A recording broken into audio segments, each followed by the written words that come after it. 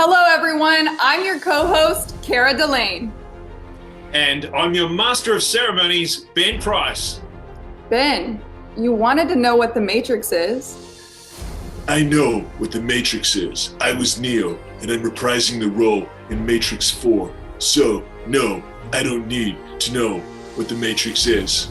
Try and relax. This is going to feel a little weird. Welcome to the Fixed Ops Roundtable number 12, The Matrix.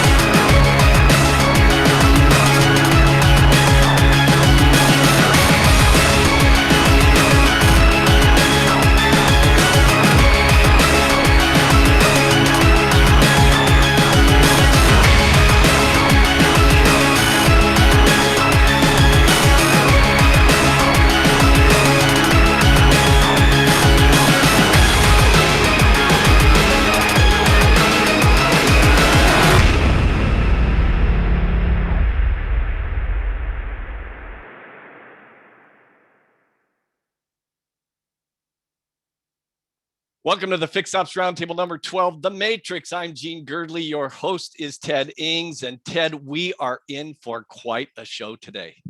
Gene, we are. And hey, thank you for all your hard work in putting the Matrix together. This is our 12th Fixed Ops Roundtable event. I'd like to go ahead and introduce our panel, our opening panel to you, starting with none other than the great Tully Williams from the Nilo Company out in Sacramento, California. Tully, thank you for getting up so early this morning, although I don't think it's something that's too unusual for you and what you do. Absolutely not. And wow, what an entry. Number 12. I am ready to get in the Matrix. All right. And also welcoming Joe St. John. Joe from Stone Eagle F&I. Welcome back to the Fixed Ops Roundtable. Bro, I feel like I'm just jumping out of this chair. How do you not get fired up with that intro music, man? Like that intro, like that whole countdown, like Ted Ings, number 12. It is going to be straight fire today. Woo! And I can't wait.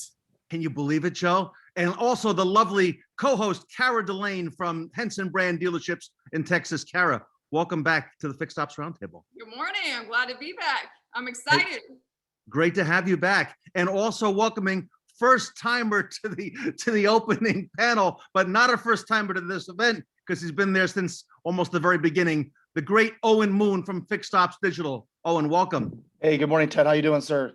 Hey, great to see you all. Hey, so much happening and so much happening in our industry. And I tell you, Joe, this event is chocked full of experts. We actually had an abundance of speakers, so we're probably well over our Tully, what we would normally do for an event like this. We're going to go all day. It's actually longer than what we even had expected. It's going to go till about 7:20, Owen, I think, in the evening. So Eastern time, Kara. So Gene, a lot of stuff to unpack today. A lot of stuff to unpack, Ted, and we are ready for it. And we're going to start off real quick. For those of you, thank you so much for being here early. And we kind of want to get a sense of what's going on out there in terms of who's attending the event. So I'm going to launch a poll right now. I'd appreciate it. It says, how many times have you attended a Fixed Ops Roundtable event? This is my first one, more than one, or all of them.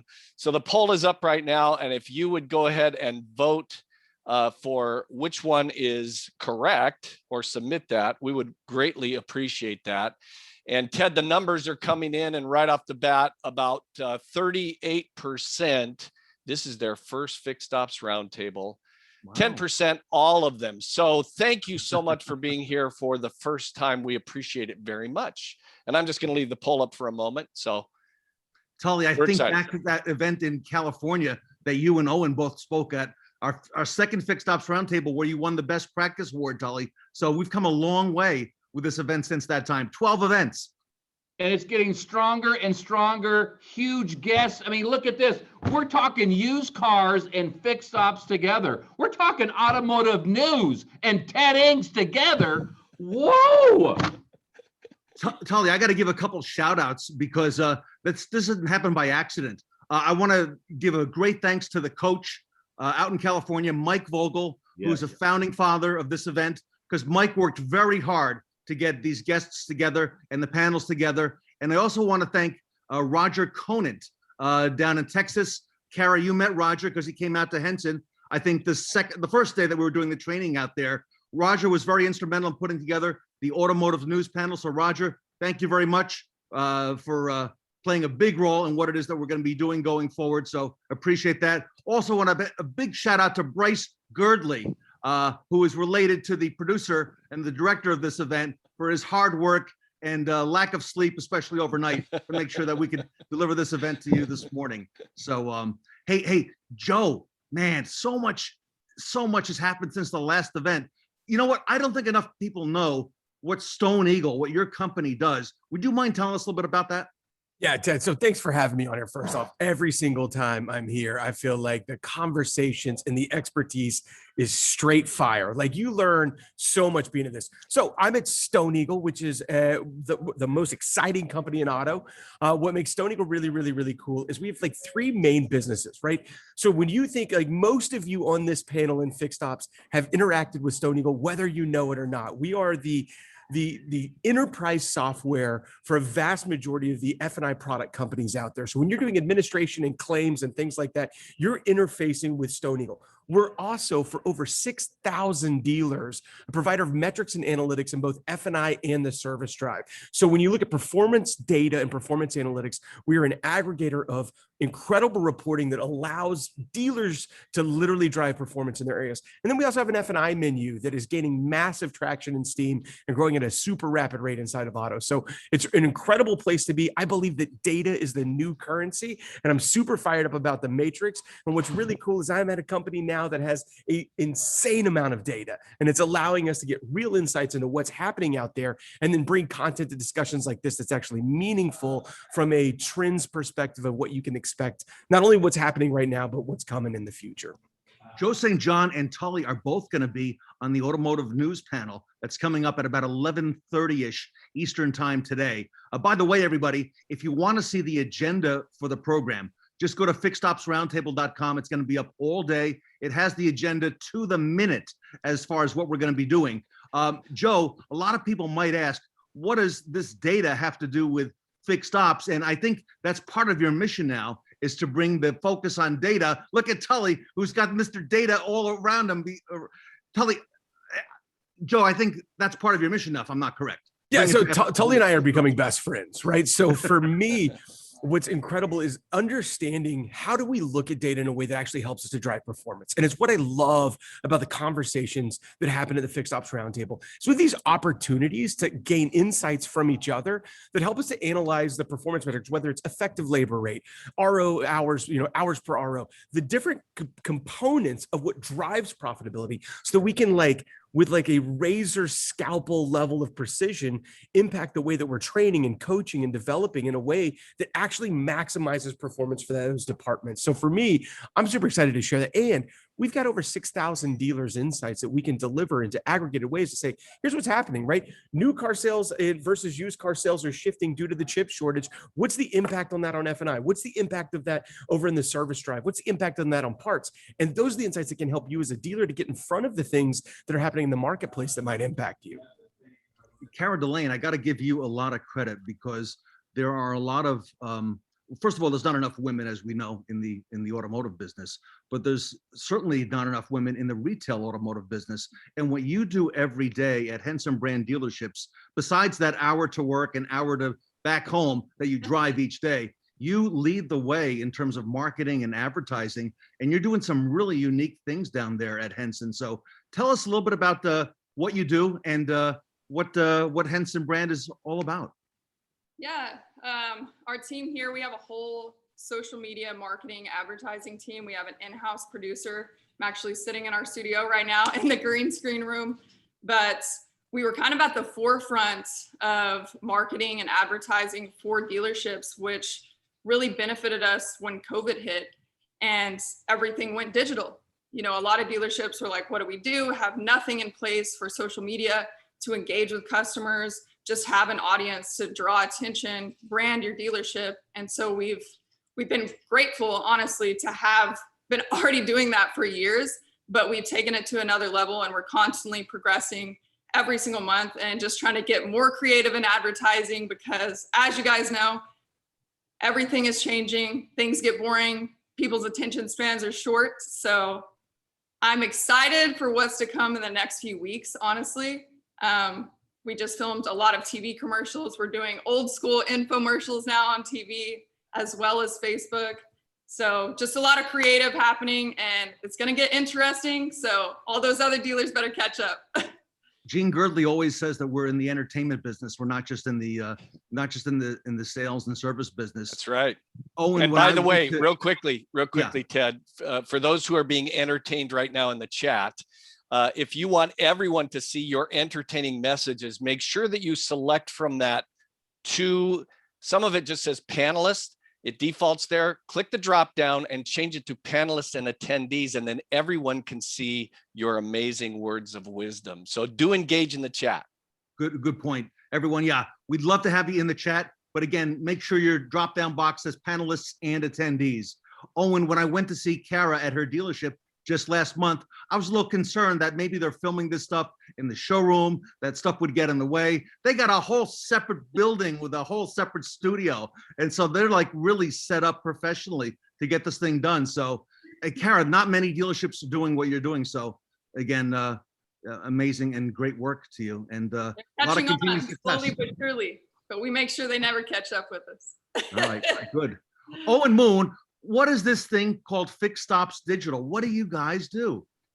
We do quite a bit for the dealerships. Again, thanks for having me, guys. I feel blessed to be on this panel with all these great experts and professionals. One thing that Fix Stops Digital kind of did early when we got started was just really giving the fix op side of the business a seat at the table, right? When it came to their website, when it came to Google, taking and letting their fix ops department be able to be marketed online. I think that was sorely missing. It was something that if you went to Google and you started typing in different things, a customer needed an oil change or they were looking for brakes. Google was instantly taking them to those independents, and that's why they were, dominating the environment, especially online. And so we really have kind of created this infrastructure on the dealership's website. We call it our online service shopping funnel, very similar to what you see on like Amazon, where you're taking customers through that funnel. You're showing them maybe multiple offers and then services that you offer, and then you're bringing them down into one service and giving them more information, give them recommendations, things like that. So we really just provide that entire infrastructure and then drive a lot of traffic to the dealership's website, which we've seen to be very successful on the sales side. And now we've sort of brought that to the fixed side of the business. So I'm excited today. I'm stepping out of my comfort zone. I'm running a panel on marketing and technology and moderating one, and some great professionals that are going to kind of lead that discussion, and I'm super excited for it. So thanks for having me. Owen is leading a panel today for the first time. And Kara, I didn't realize what a great moderator he could be, but he's been practicing, and the team has been getting rehearsed. And Bill Demery is on there, who's on the chat right now. Brad Pascal is on there. I think Sean Kingery is going to be on that panel. Is that right? Sean Kingery and Annie Lister. So we've got a great group. Yeah. By the way, a big shout out to the chat right now, because we're live. I see Mike Canfield in Atlanta from MSX is on the chat. Mike, I got to thank you, because if you hadn't pushed me to get into LinkedIn 3 years ago when I had 30 followers on LinkedIn, I was hoping I could get to I didn't know how I was going to get to 500. Mike Canfield actually pushed me, Tully, to get this thing going. And if it wasn't for Mike Canfield, we wouldn't have any of this, the Fixed Ops Roundtable, any of this. So that was really early on in the process. So Tully, any last words before we get started? Well, I'm super excited where we've come from. We're bringing the fixed ops people to the table. I mean, variable, you're sitting off to the side. It's all about fixed. I'm ready to go in the matrix. All right, everybody, thank you so much. We're about to start the show, and I'm going to go ahead and I'm going to sign off here. Joe, I'll see you a little bit later on the panel. Owen, I'm looking forward to your panel as well. Awesome. Kara, you're going to be back with us throughout the show, and of course for the Best Practice Awards that are going to happen later today. And don't forget, everybody, there's an event from Google starting at 6 p.m. Eastern called I Am Remarkable. If you're not already signed up for that, it's too late because the sign up ended on Tuesday for that. But make sure that you attend that as well. So I'm going to sign off, everybody, and have a great show. Let's go. Let's do it. Woo!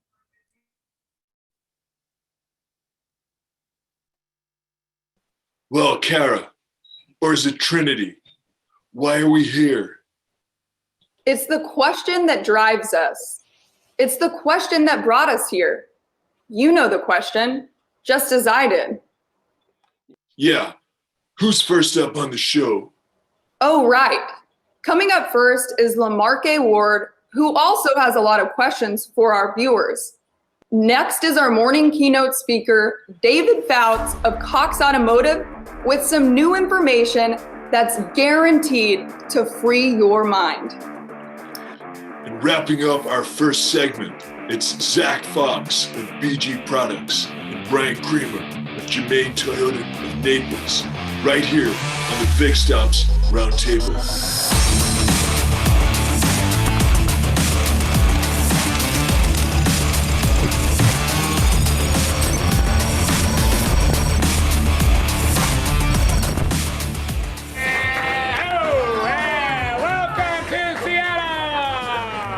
Place Fish Market, you'll see lots of flying fish.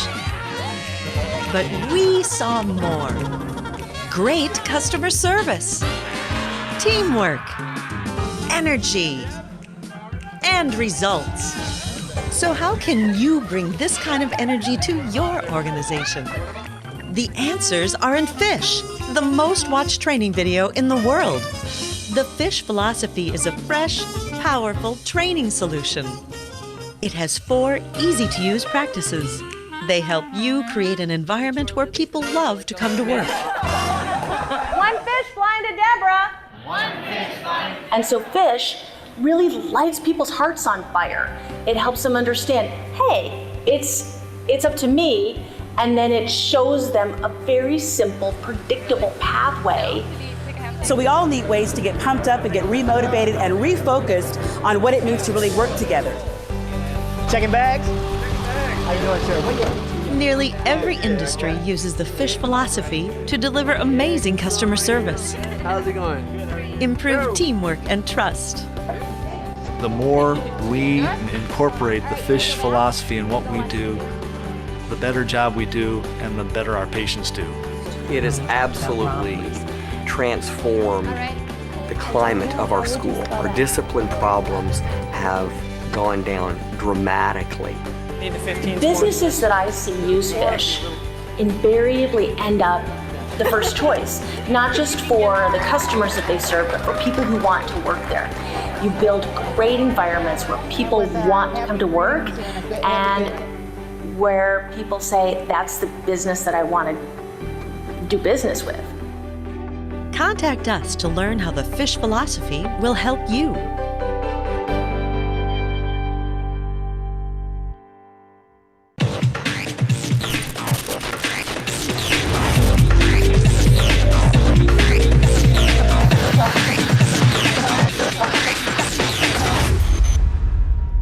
Well, Ted, it is an honor to welcome my good friend LaMarque Ward back to the Fixed Ops Roundtable to kick off the show. Hey, Gene. LaMarque Ward is a senior fellowship leader at Cincinnati Urban Ministry Outreach, the president of Dream Builders University, and author of such well-received works as the anti-bullying book series, Malik's Big Dream and Malik the Difference Maker. He's the chief operating officer at Charthouse Learning and, as Gene said, a great friend of the Fixed Ops Roundtable. LaMarque, welcome back to the Fixed Ops Roundtable, The Matrix.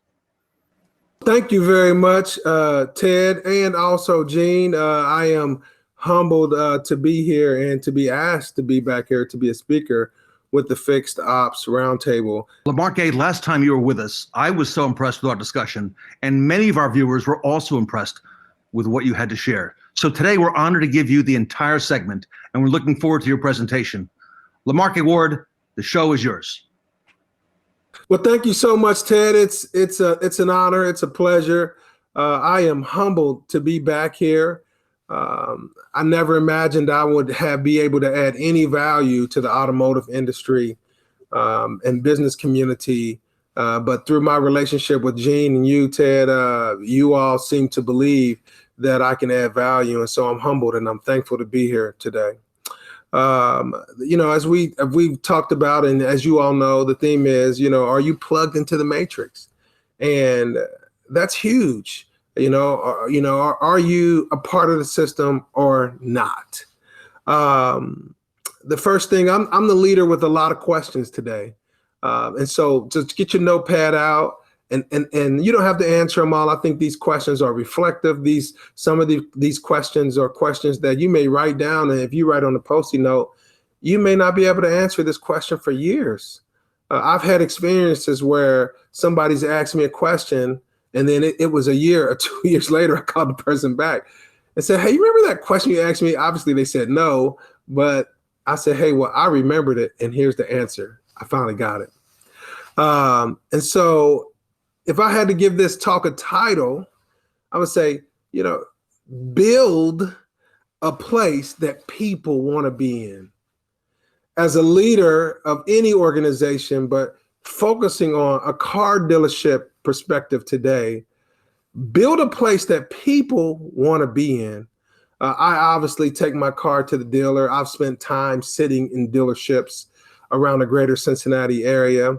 And I will tell you that every place I go to, it's not a place that I want to be. And you can see that other people who work there, that they're in a place that they wish they weren't as well. I'm the leader with a lot of questions. You know, people call me a lot of titles, but I would call myself the leader with a lot of questions. John Maxwell said, great leaders ask great questions. And so the first one is, are you happy with the leader you are? Like, I want to provoke you and challenge you to really critically reflect on some things intrinsically, because, you know, a lot of times we want to move things on from the outside in, but in reality, if the inside doesn't move, if my perspective doesn't move, if my self-perception doesn't move, then how can I move? And if I can't move, then how can I move the people who I'm supposed to be leading? Yeah, that's a real issue in the marketplace today. It's a real issue in car dealerships, because when you can't lead from the inside out and heal in those places, and you know, solidify those areas that you should personally, then you have to lead with authority and titles. And so now it's no longer relational. It just becomes a do your job. That's an old school mentality, right? And so, and today we all know the science is there, the research is there, that it all works better when we do it with people versus doing it to them and for them. The next question I would like to ask you all is, are you happy with the leader you are to others? Yes. So am I happy with the leader, right? Am I happy with the leader I am? But then am I happy with the leader that I am to others? When was the last time you took a 360 survey from the people who you should be leading and building relationships with? When was the last time you authentically asked for critical feedback and said, hey, I'm ready for it. I want to be a leader. Yesterday, I had one of those calls just yesterday. We had a mutual friend. I'm on a board at a nonprofit, and there were some grumblings behind the scenes. And next thing you know, a dear friend of mine said, LaMarque, you need to call this brother. So I called the brother and I said, hey, listen, I am not a soft leader. Actually, I have a rule. If you can't tell me I'm crazy, you can't be in my circle. I have enough people telling me what I want to hear. I need people to tell me what I need to hear.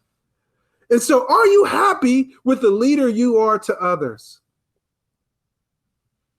Do you even know? Do you even care to know? And this next part, I'm going to expound on a little bit more. And it really just simply, it sums it up for me. Because as leaders, we don't consider this enough. It's not something that when we have the meeting in the conference room that we wrestle with for 2, 3, 4 hours, a whole day, a whole week as leaders, right? And this question is, are you happy with the person that you send home to their families? Yes. Like these people are leaders that you influence every day, and then you send them home to do something at home. In one context, I say this. So are you sending home a resource, or are you sending home a grenade? Have you even considered how your leadership and your organization's impact on the people that you send home has either aided or frustrated a kid in high school? What about the marriages that just don't work out because of what we send home from the workplace? What about the kids who just can't get what they need from a parent because of what we send home from the workplace? Work should feed us with passion and life, because we all should be tapping into our gifts, our talents, and our treasures. And if we can't do that, if it's just do your job, then what are we sending home?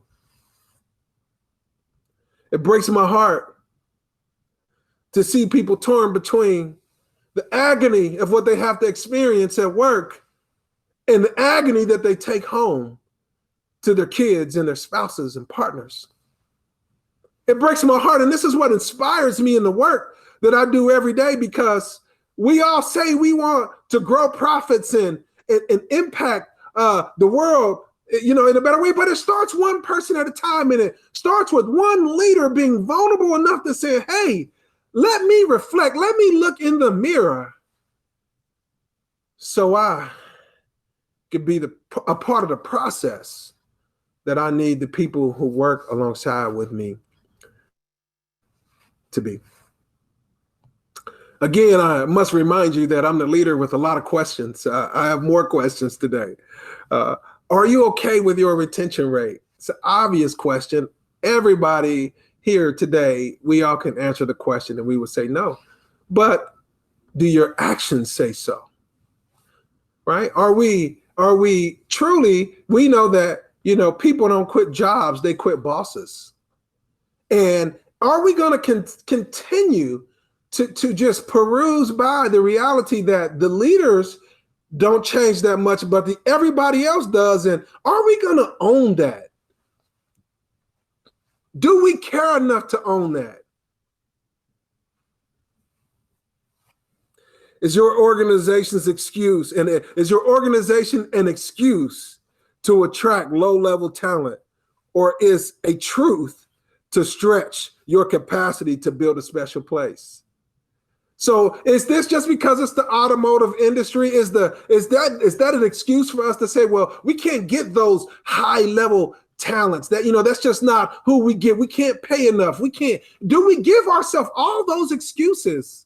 Or do we really say, hey, let's build a special place that people want to align their gifts, talents, and treasures with, because when they come to work here, they can unlock all of that and help grow our capacity as an organization. And we change lives intrinsically, internally with the people that work here and the people who come to purchase cars and get service with our organizations.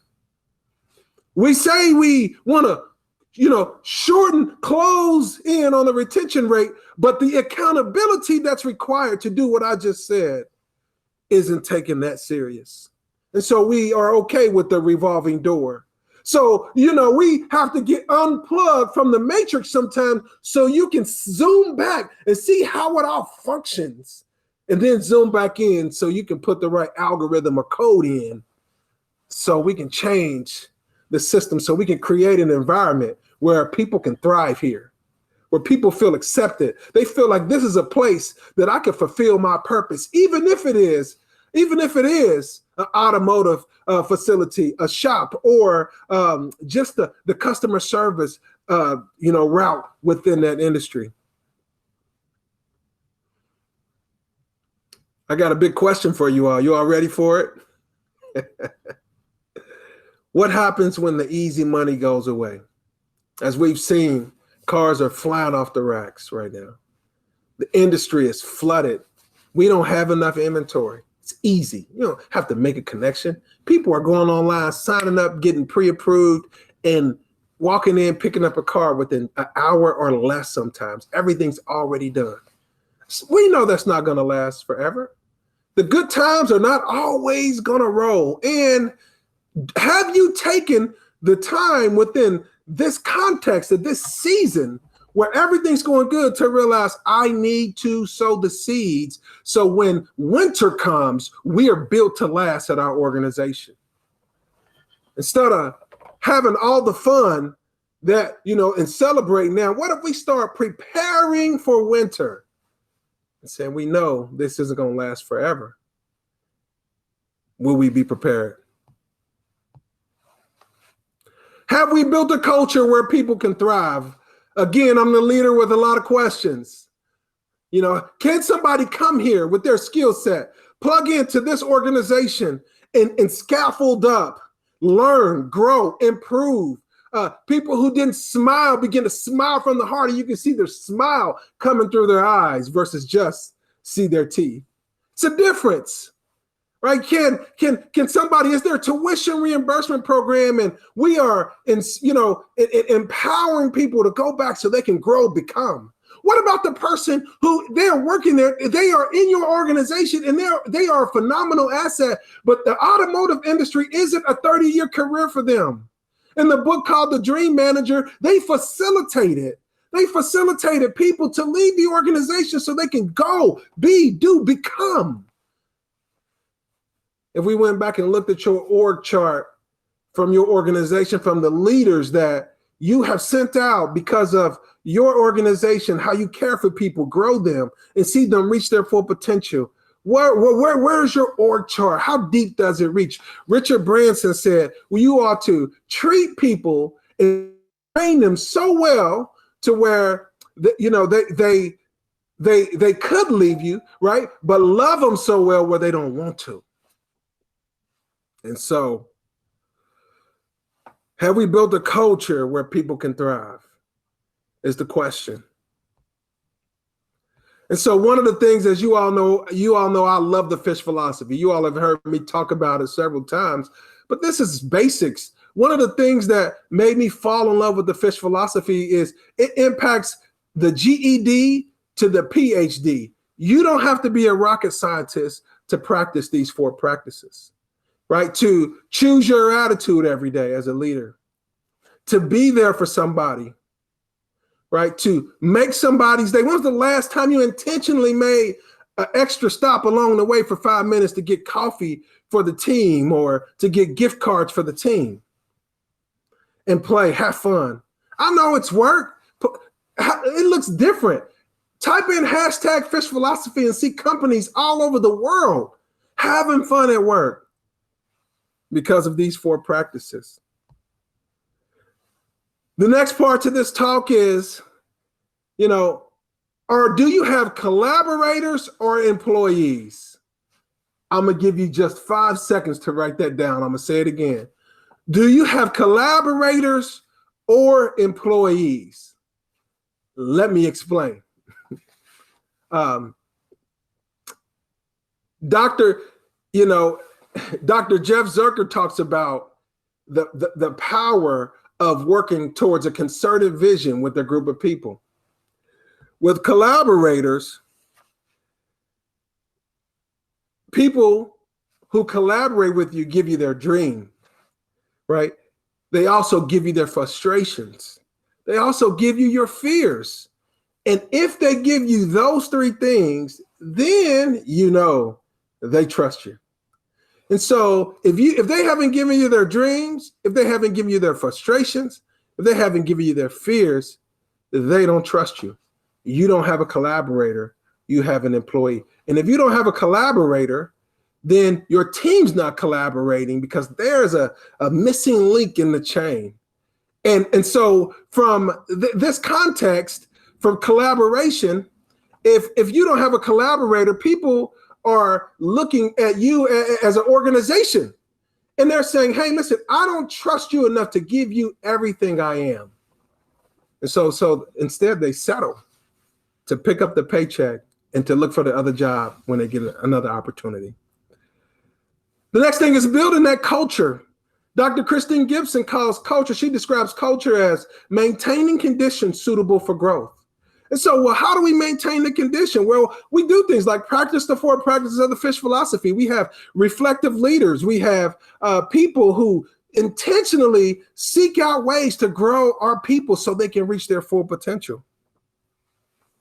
And so I was in a coaching call yesterday with a client of mine and in Cincinnati, and we talked about this concept, and he gave me this quote. Somebody turned him down for a higher level organization opportunity. And that opportunity was, good leaders are curious. Great leaders are curious and reflective. And then I added, greater leaders are curious, reflective, and adaptive. And so when are you going to fall in love with carrying around the mirror so you can constantly reflect, and the good things that you're bringing, reflect that on the people that you're leading? My hope for you today as I close is that you all create an environment that people want to be in, where they can see themselves reaching their full potential, where they can say, hey, I go to a place that cares about me. And also the people you send home, that you send home resources, not grenades. Thank you, Gene, and God bless you all. LaMarque, great job as always. You do not disappoint. If any of our viewers here today, companies, organizations, wish to get a hold of you and find out more about what it is that you do, how can they do that? They can reach me. My cell phone number is right at the bottom of the screen. They can reach us at fishphilosophy.com, at Charthouse Learning. And I'm here. We would love to help you build the best culture you can. LaMarque Ward here today at the Fixed Ops Roundtable. And thank you, LaMarque. And folks, stay with us for David Foutz of Cox Automotive with a first ever look at some incredible new research. Only in the Matrix at the Fixed Ops Roundtable.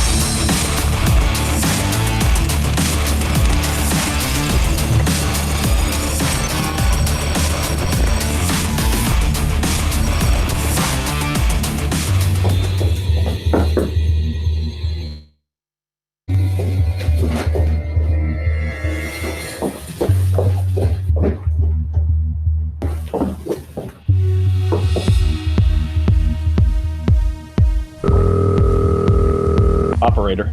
Tank, this is the architect. We have a problem. What is it?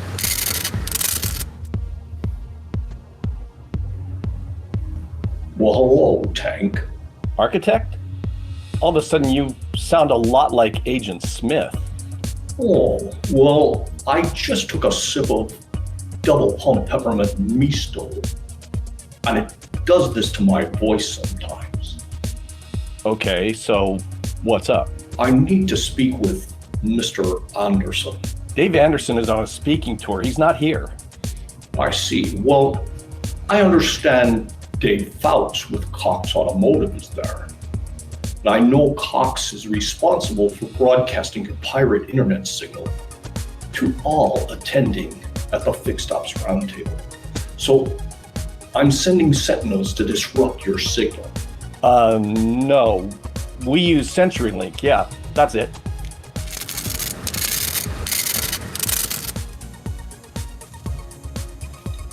Tank? Architect? That was weird. I suddenly found myself in a train station. Can we get on with the show now? Yeah, well, roll it.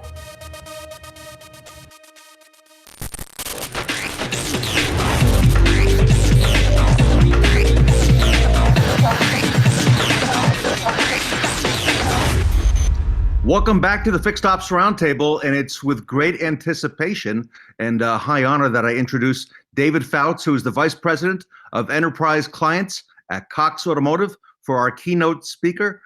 David, welcome back to the Fixed Ops Roundtable. Ted, what a pleasure to be with you, and congratulations on such a success that this roundtable has become. Just really exciting. You know, I think like many things, we were in the right place at the right time. And with the right message, and fixed operations has certainly become the growth area for dealerships, and it's been of high focus this past 12 months. Yeah, there's no question. We know that gross profits are up for new vehicles, and that's very exciting. But volume's a challenge, and you know, in the recent NADA study in January, it's still gross profit, over half of gross profits for dealerships coming from fixed ops. Well, we're excited to hear your take on it, as well as Cox Automotive. And, you know, you're leading the way in the industry in terms of the things that you're doing with your different various platforms, and just exciting stuff that's happening right now. So, Dave, I'm gonna go ahead and let you take it away. Thank you, Ted, and good morning and welcome, everyone. You know, what Ted has created here is so wonderful, to have the opportunity for leaders in our industry to get together and to learn from each other. You know, from my experience, often in these events, the most valuable pieces of insight come to me as I'm listening to other people speak, when I'm reminded of some ideas of things that perhaps I've known but stopped applying. Or I'm given a new idea, or even sometimes just a new connection between two old ideas. Obviously, the value of these events is partially in learning, but is realized as we apply that learning. And so I invite you, as you go throughout these days and listen to all the wonderful content coming your way in this roundtable, to take notes, and in particular, to take a moment to plan how you will apply some of those aha moments and insights that you gain. I want to chat with you today to open things up about three things: some observations about leadership, some observations from a study that Cox recently did in Q1, comparing thriving dealerships to the rest of the dealerships in our market, and then some observations on trends that I think are important as we look to the future. First, some comments about leadership. I grew up in Honolulu, Hawaii, and in high school had the opportunity to join an outrigger canoe paddling team. And it was a wonderful experience, and I think it's a good metaphor for some leadership lessons. This is a picture of the team that most recently won the Kaiwi Challenge race. The Kaiwi Channel is between Molokai and Oahu and is one of the most treacherous 41 miles. It's 26 miles between the islands, but this race is a 41-mile race between harbors on Molokai to Oahu. And this team and this event, these 6 men paddled the whole thing. They did it in a little less than 5 hours through some of the roughest seas known to man. Canoe paddling is like any paddling sport. There's a certain portion of it that is about efficiency in translating your effort of your body into forward thrust for the boat. And when you do a stroke properly, you don't bounce the boat, but you translate your energy to that forward momentum. And of course, in a team sport, you add the element of synchronicity and unity that is so vital. And I quickly learned on a canoe paddling team that a team that was unified and stroking together most often would beat a collection of very strong individual paddlers that weren't as synchronized. Another thing that makes outrigger canoe paddling especially interesting is, of course, the open ocean, which introduces a whole bunch of variables to the typical rowing events in canals or rivers that perhaps you're more accustomed to. This is a race that happens on Oahu that I participated in. It starts at Kailua Beach and ends at one of the Mokalini Islands, or the Mokes as we call them. And as you can see from the diagram, it's not as simple as the shortest distance from A to B is a straight line, which is of course common sense. There's other elements at play in this race. You've got waves, you've got reef, and you've got a rip current, and of course wind.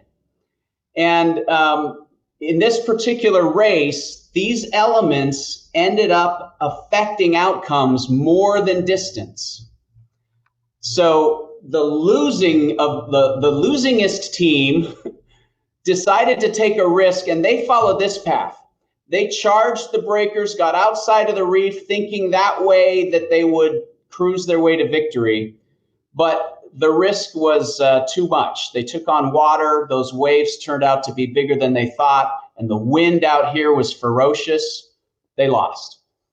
The team that I was on ended up coming in second place, first place losers, and took a more obvious path: stay inside the reef and try to cut the corner here, shortening the distance to the goal. But this team failed to take into account how strong this riptide was. And as the race got about to this point, the wind picked up and that forward resistance became even stronger. The winning team stayed inside as close to the shore as possible and went past the objective. If you're paddling and your helmsperson is pointing the boat away from your objective, it takes some trust to keep paddling hard. I can only imagine how those choices could have been questioned. But of course, this team knew that their helmsman was experienced and had a plan. And he led them to victory, even though that path was longer, because they avoided the current. And at this point, the wind actually helped them a little bit. speeding them to victory. Leadership lessons that apply to us include two that I'd like to highlight. One, great leaders anticipate. They anticipate the trends or forces that will matter most in the near to midterm and help prepare their teams or their businesses to use those forces to their relative advantage. And secondly, great teams are created by great leaders who drive unity, who drive a focus on excellent performance and incremental continuous improvement. And those kinds of leaders, to really drive unity in a team, have to lead by example. They have to live what they talk about. This is still true today. So we're in great times, as Ted mentioned. Times have actually never been better. I was recently talking to my friend Tully Williams at the Nilo Automotive Group, and he shared that March was their best ever month for fixed ops. Not best year over year as a percentage growth, best ever. And April beat March and became then their best ever month. And May was their third best ever month. Perhaps you're experiencing performance like that right now. We know that consumer sentiment is improving as well. Fewer owners say that they'll delay service as we move into summer. And 10% of consumers across the board receiving stimulus checks say they're planning to use it to get some repairs done. Business is good and summer should be great, but there are still huge opportunities to improve. Just imagine if everyone who bought a new or used vehicle from your dealership was 100% loyal for service, how much your business would grow. Collectively, that's something like $266 billion every year in lost revenue. And we know, again, from consumers that dealerships who want to boost profits and build loyalty will have to enable customer services to pay bills online, to schedule appointments easily on mobile devices, to pick up service vehicles, providing SPUDs, service pickup and delivery. And consumers say that they are willing to travel farther and even pay more for better customer experiences, challenging some of the traditional notions that we've had about our restrictions based on location. We recently did a study at Cox in Q1 of this year and identified dealerships that have both grown profits and improved efficiency. And then we compared that group of dealerships to all the other dealerships who either grew profit but not efficiency, or declined in both, et cetera. And we learned some interesting things. So when I use the term thriver, it means dealerships that are growing both in profitability and efficiency. And 59% of those dealers, a majority, are dedicating focus to fixed ops. We know, as I mentioned earlier from NADA, that even with record high vehicle prices and vehicle grosses, fixed ops is still driving over half of the gross profit for the average dealership. And when we surveyed dealers about where they think their best opportunities for growth are on a scale from 1 to 100, fixed ops came in at 72. And one of the leading opportunities as rated by the average dealership. When we compare thriving dealerships, they're more focused on fixed ops opportunities than non-thriving dealerships. And when we compare their practices and their operations, we found three things that really set them apart from other dealers. They're using pictures and video. They are delivering the option for pickup and delivery services, and they've invested in technology to maximize technician productivity and to aid their advisor productivity as well. First of all, text and pictures. Texting with pictures and videos, or emailing. We've talked about it before. This service director, I think, said it well. Getting video and pictures rolling as soon as humanly possible is his advice to all of us. Customers love it. It's transparent. It changes the interaction from selling more service to informing that client of their options and letting them make great decisions about maintaining their vehicle. And in a recent refresh of our own data at X-Time in December, we studied our own customer base, over 7,000 dealerships using our tools, and again, validated closing rates of additional service recommendations are averaging 25% without pictures or video. When you add pictures, it bumps to 31%. And when you add video, over half of the time, on average, over half of the time, when additional service recommendations presented, something's purchased. Pickup and delivery, again, not a new topic, but thriving dealerships today recognized this trend in the past and figured out how to deliver it and are still delivering it today. 51% of vehicle owners that availed themselves of pickup and delivery services ended up purchasing an additional service during that appointment. And that on average is delivering an additional $275 per repair order when comparing those that are picked up from service and delivery versus those that don't avail themselves of that service. And finally, thriving dealers are focused on improving shop productivity. They're using data to maximize the utilization of their service department. Whether it's, and these came in various flavors. Some thriving dealers have focused on building specialized teams so that they can better match capabilities and skill levels with appointments.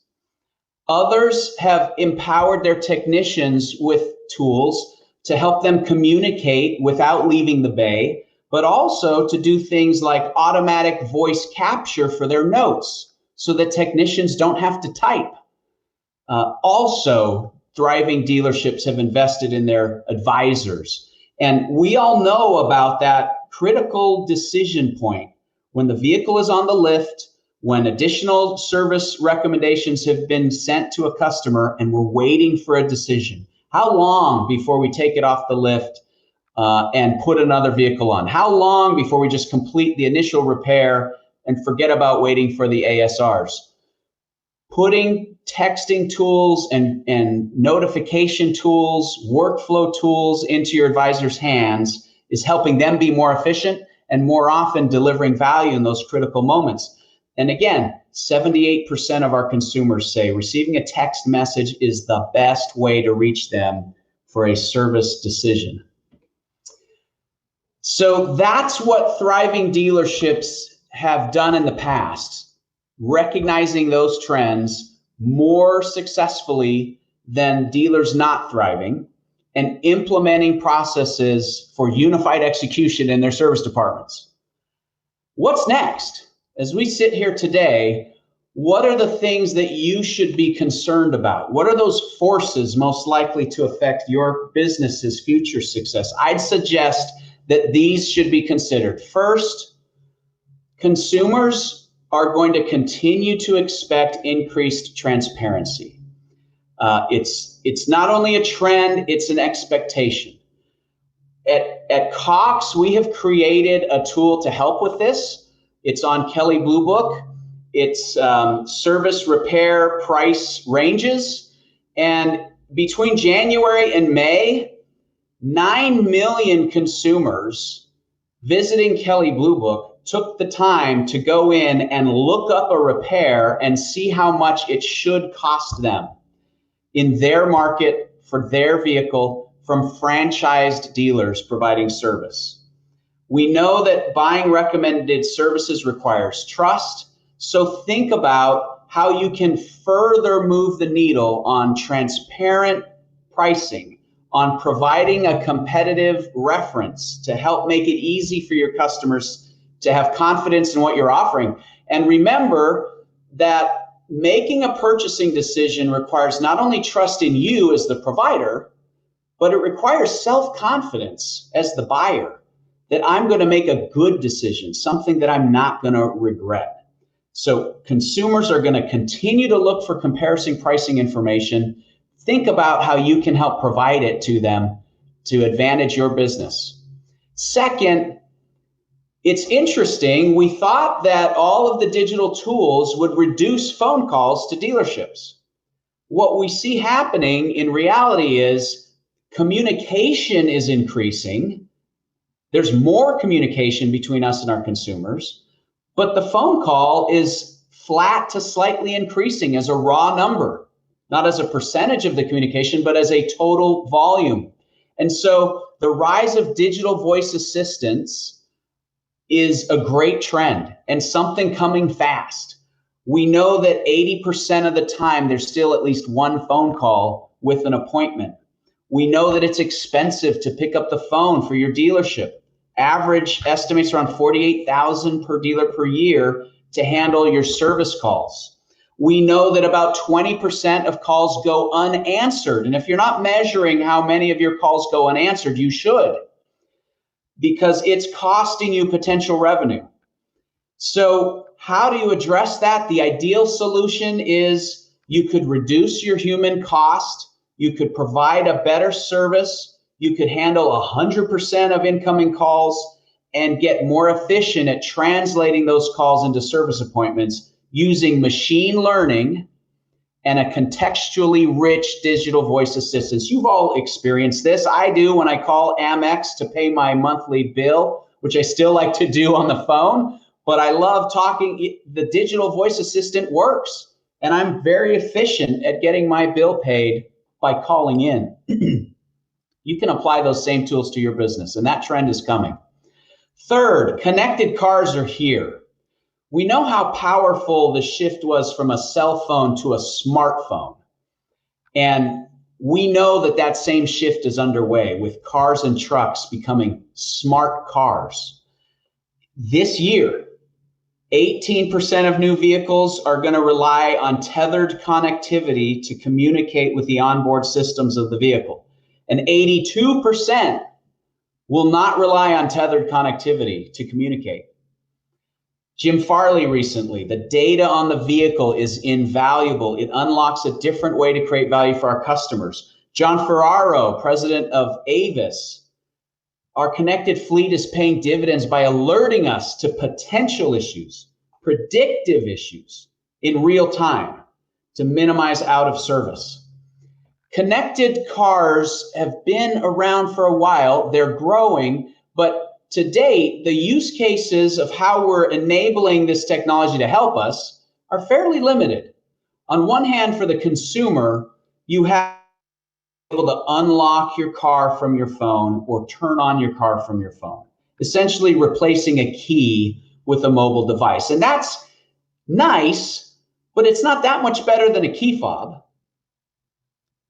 There is a lot of opportunity there. And on the other hand, when we think about enabling businesses, typically what has happened so far is batch processes that are grabbing data and analyzing trends across multiple vehicles that still require an expert to interpret and figure out how to use that data or what is actionable. As we move forward, this trend is going to accelerate, and we have to use it to unlock new experiences. Think about this. When a vehicle owner's dashboard light goes on, do they ever question if the vehicle is lying to them? Do they ever question how much they can trust the indicator that something's wrong? They don't. They trust their vehicle. We can use connected onboard systems to better educate and inform consumers in ways that they will trust and that will better influence their purchases of the right maintenance for their vehicle. And we can increase the convenience and efficiency of scheduling those appointments, of scheduling pickup and delivery services, of helping fleet managers manage their fleets efficiently.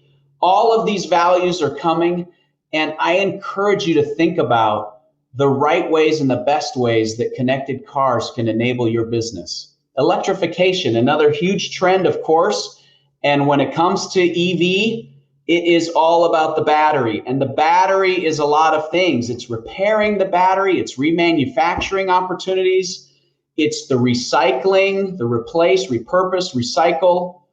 And At Cox, we predict, and I think it's becoming increasingly clear, that the health of a battery for an electric vehicle, for a used electric vehicle, is more of an indication of value for that vehicle than the odometer.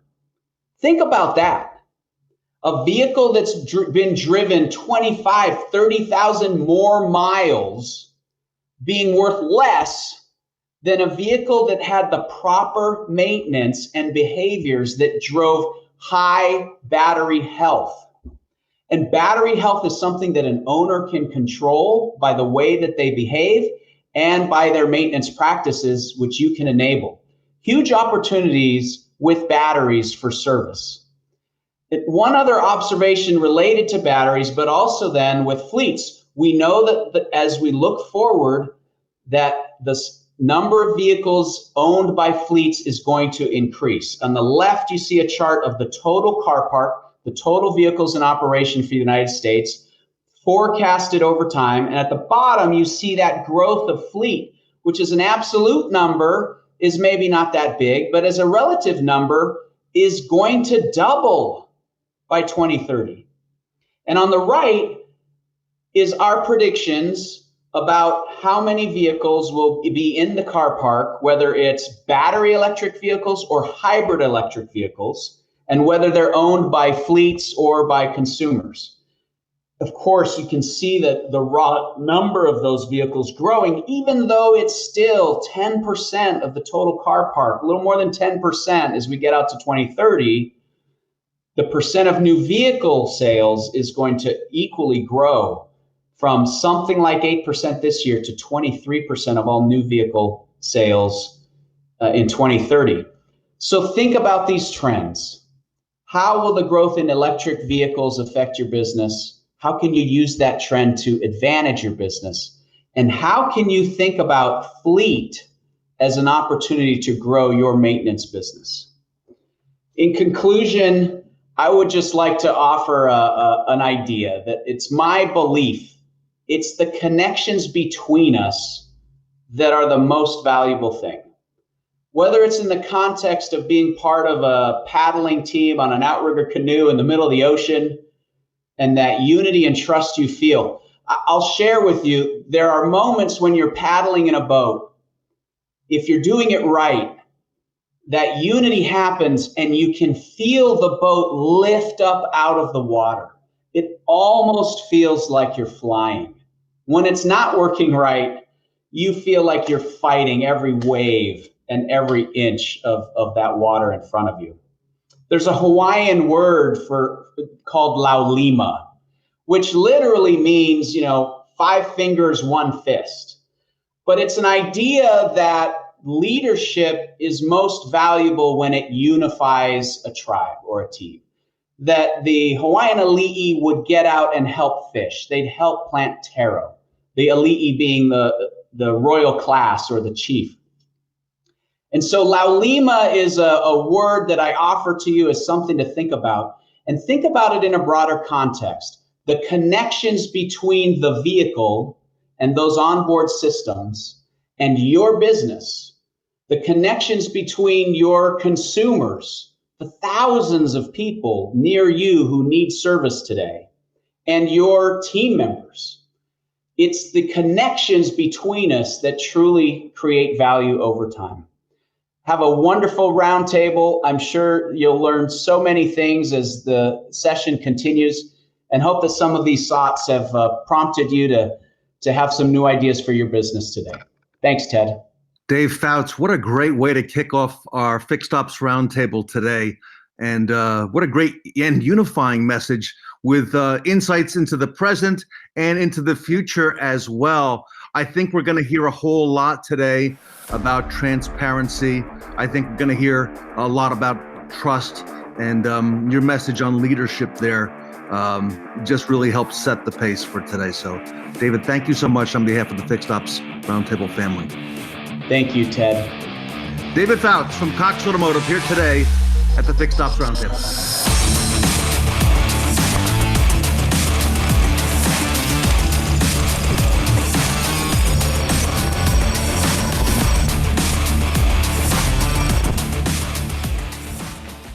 Are you ready to raise your revenues with an elevated service experience?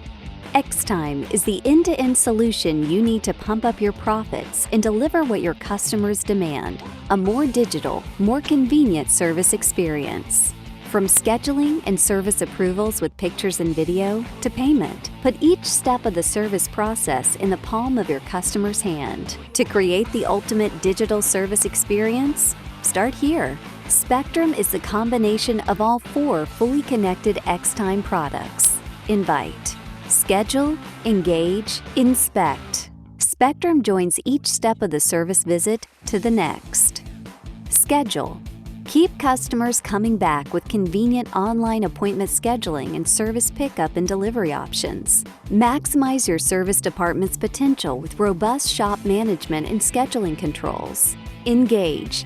Expand customer retention in dollars per RO with a powerful tool for personalized tablet reception, customer self-check-in, instant access to declined services, and text communication. Inspect. Inspire trust through transparency while boosting revenue, shop efficiency, and customer satisfaction with a built-in digital multi-point inspection process. Invite. Visualize and target unsold shop capacity while recapturing declined services with this effective marketing and demand generation tool. Take service to new heights by delivering what your customer expects and what they demand. We're here to help. Retain customers, grow fixed operations revenue. X-Time. Lift your service, raise your revenue. In 1971, our 7 founders turned an idea into a business. Today, we celebrate 50 years of innovation in the automotive aftermarket, leading the pack every step of the way. We wanted a way to show recognition for all the people who helped this small Midwestern company become a global leader in automotive maintenance. A logo is a symbol of who you are and what you do. This logo is centered around 50 years, which marks BG's major milestone. The ribbons on the side represent this great celebration. The shield signifies strength through products, through partnership, through character. The oil drop is iconic throughout the BG family, representing quality products. The 7 stars are a tribute to the 7 founders, if only they could see us now. Thank you for your continued support as we drive to a successful future together. Please join us in celebrating BG's first 50 years.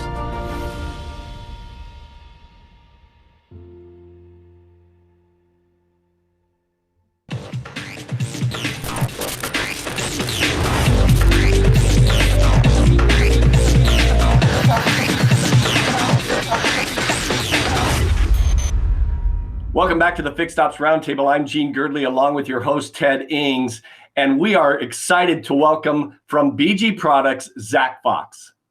That's right, everybody. Zack Fox is the Regional Market Manager for BG Products. And BG Products, as you all know, is a great friend of the Fixed Ops Roundtable. Hey, Zack, welcome to the Matrix. Yeah, thanks, Ted. Glad to be here.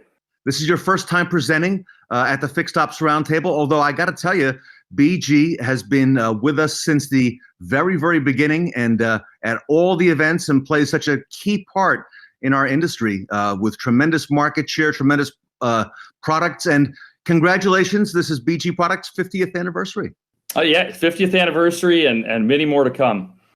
So we're excited to hear what you have to say today. And we know you've incorporated the Matrix. So with that, Zack, the show is yours. All right, thanks, Ted. So in keeping with this edition's theme of the Matrix, I like to think of the scene where the character Neo stands surrounded by the ones and the zeros of the code that makes up the Matrix. That's very much our service departments today with digital technology surrounding the total dealership experience. Technology is available to improve the profitability and efficiency of nearly every process within the dealership. So what I plan to talk about is just the basic technology and what we're seeing in the write-up process and throughout the dealership. And of course, I'll have my recommendations along the way on how BG Products is supporting dealers with that technology. So we already see that the trend for the customers since COVID has been a drastic shift away from the walk-in style atmosphere that was common in almost every dealership. COVID changed all of that to the point where once we had to make an appointment for your local restaurant or attractions or even a haircut, the concept of scheduling an appointment either online or directly with a service advisor no longer felt like such an imposition.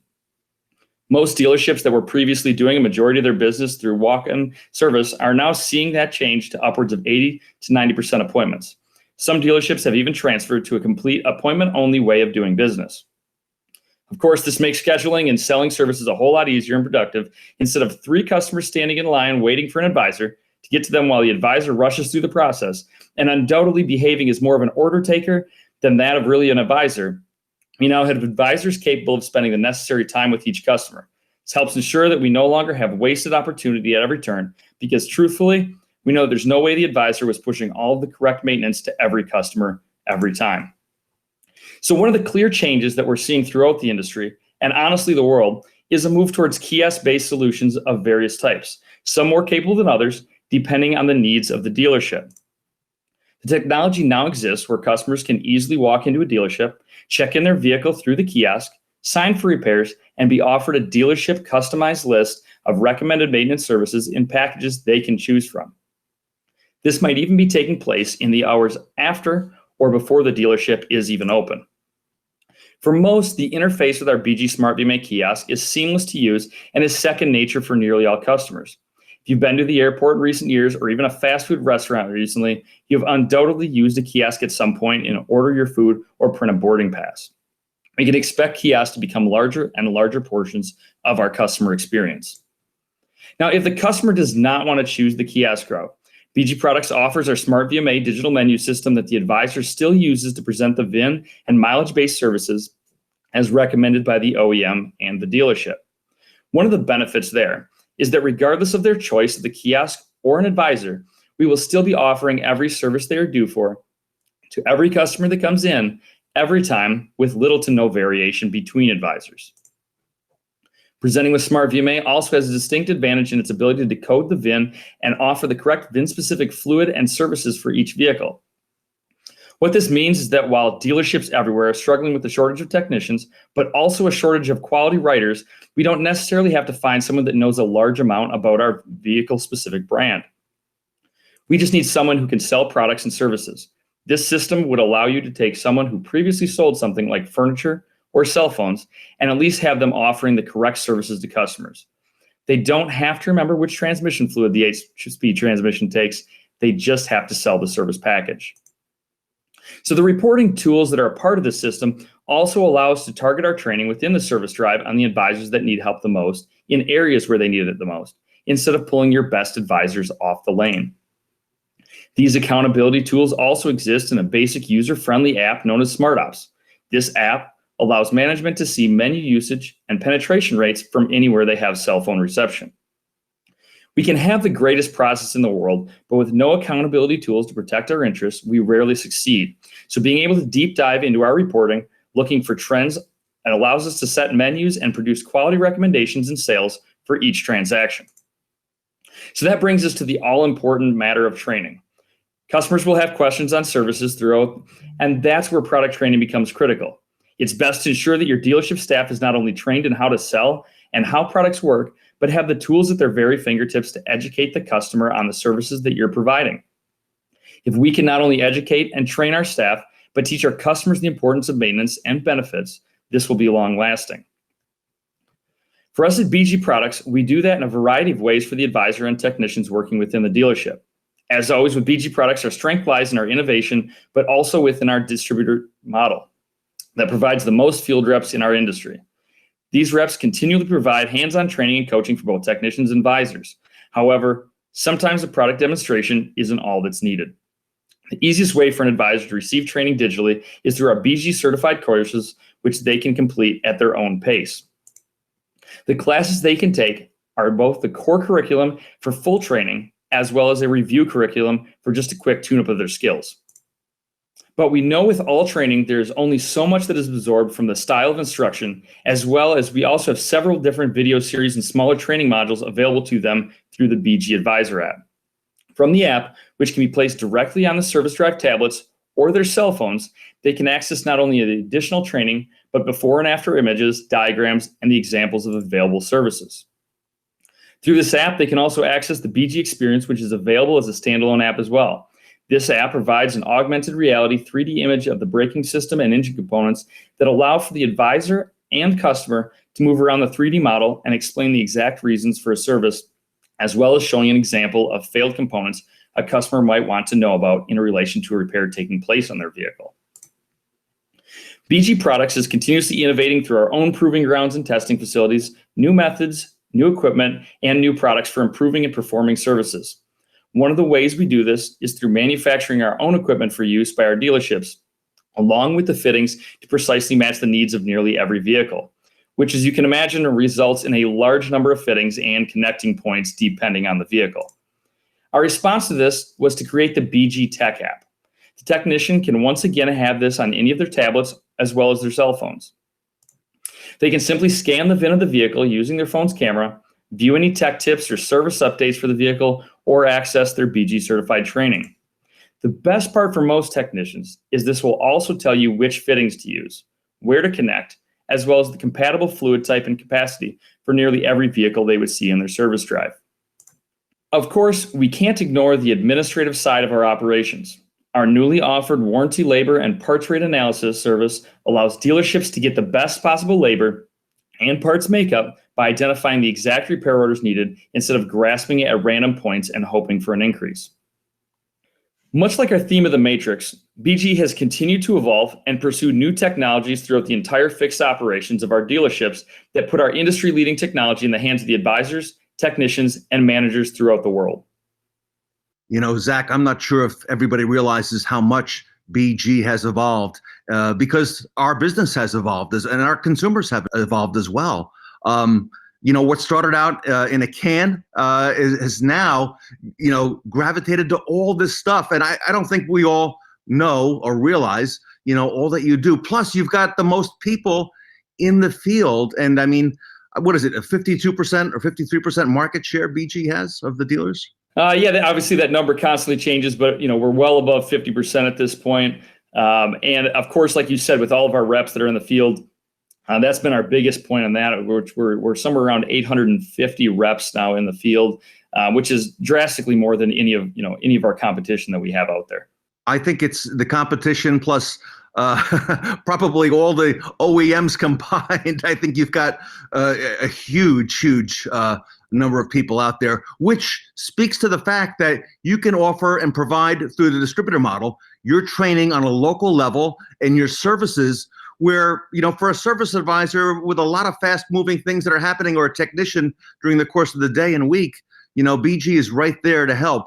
And, you know, regardless if the dealership wants an electronic solution or wants to stick with the paper solution. And by the way, I love the smart VMA, how you can just now with that app be able to come right up to the vehicle and, you know, show the customer what's going on as well. So really strong stuff, Zach.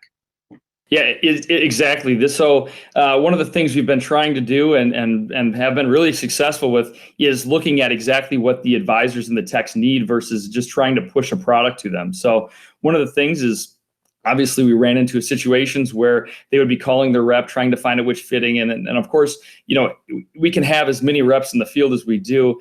But, you know, technicians, advisors like that information right at their fingertips. And that's why we really pushed it forward, put it on an app, put it on their cell phone, scan the VIN, and they've got the answer they need. Not that we don't want them to call their reps, but the truth is sometimes 20 seconds in your hand goes a lot better than making a phone call. And the same is true with our consumer and the technology they have. They want to be able to look it up on their phone. And everybody, if you're not already with BG, or maybe if you had been at one time, this is a great time to get back into the game and make sure that you're there for when you know, our business continues to evolve. BG is far ahead of everybody out there. Zach, if our audience, general manager, fixed ops director, service director wants to go ahead and get a hold of you and find out more about BG products and how to get back in the game, how can they reach you? So, of course, they can use any of our corporate numbers to get a hold of us, but they can also go direct to me. That's going to be zfox@bgprod.com, or you can call me direct, and that number is going to be 316-293-0809. Great, and that's direct to you. So that's direct to me. All right. No better way than to go directly to Zach. So, Zach, great job here today. Zack Fox from BG Products here today at the Fixed Ops Roundtable. Thanks, Ted. Hey, thank you, Zach. And folks, don't go away. We are just getting started here in the Matrix. Brian Kramer of Germain Toyota of Naples is coming right up.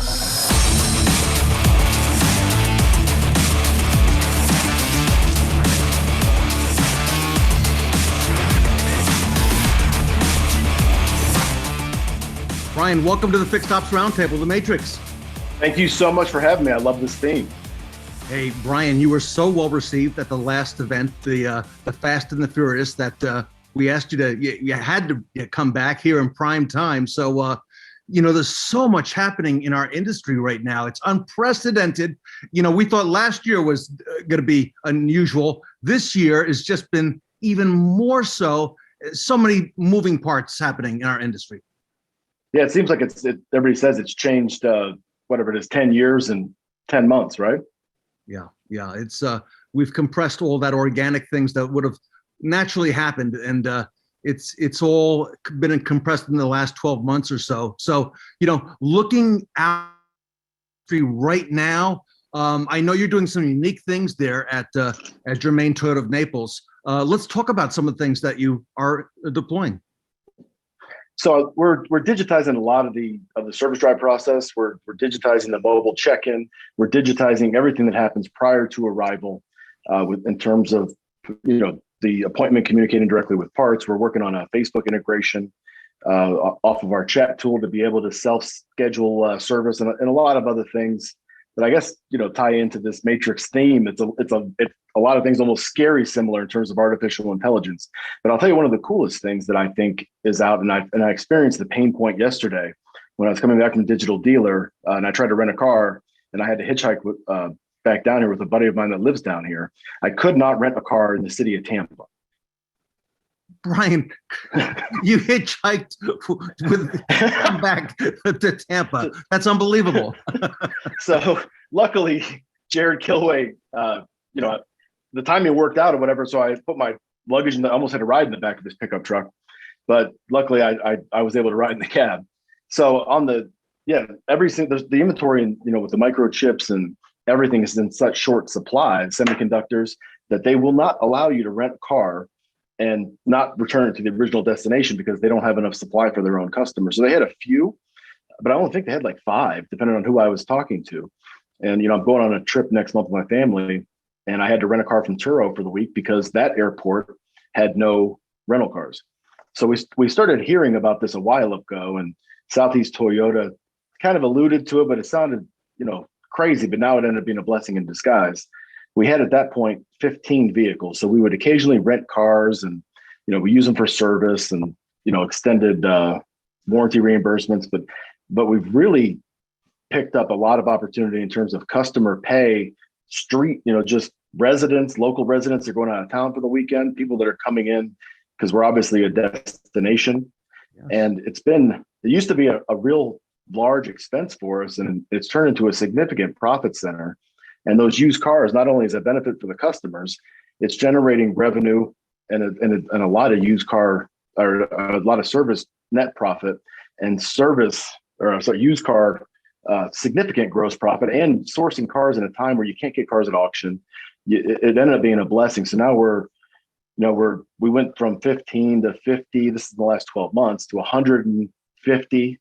And here soon we'll be over 200 cars. So we have our own rental car agency now. And it's revitalized that, and it's I guess the only downside is if everybody brought them all back at the same time, we wouldn't be able to park them, but we don't have enough parking as it is, so we've got to keep them. But it doesn't seem to dip below an 88% utilization rate, and I don't know where the saturation point is. We just keep putting cars in there, and it's feeding our used car business. And you are, as you just pointed out, a part of the SET, Southeast Toyota Distributors network in the 5 southeastern states. So, I was not sure if SET had done anything differently in order to obtain new vehicles, since they've always seemed to have the edge, Brian. They always seem to be a couple steps ahead of the rest of the country. They do, right? And they brought the idea to me. I can't take credit for it. They've got some really sharp people, Brian Descanio down there, and he was at Hollywood Toyota. Now he's with SET, and he brought some best practices. And they sounded a little crazy, in April or May of last year, right? Right as COVID was done, I go, people are debating about not taking new cars. And you want me to start investing in more rental cars? But it ended up being a blessing in disguise. And you're right. They do seem to be way out ahead of everybody else. And the other thing that they're helping us with is digitizing that process. Because if you compare it to Hertz, if you compare it to Avis, if you compare it to Enterprise, and you look at the customer experience in terms of what it is off the internet and how much they can handle and how much they can prepay, we're light years away from where they are. And it was a humbling experience doing kind of an A/B comparison. And people talk about the difference between Carvana and franchise dealers. If you take a look at Enterprise rental car or Avis and then compare it to what it takes to book a reservation to rent a car at your dealership, it's a humbling experience. I mean, they've just put a lot of thought into it. They're very good at what they do. So we're going to, we're not trying to reinvent the wheel. I guess we're just going to take what works for them and we're just going to do it here.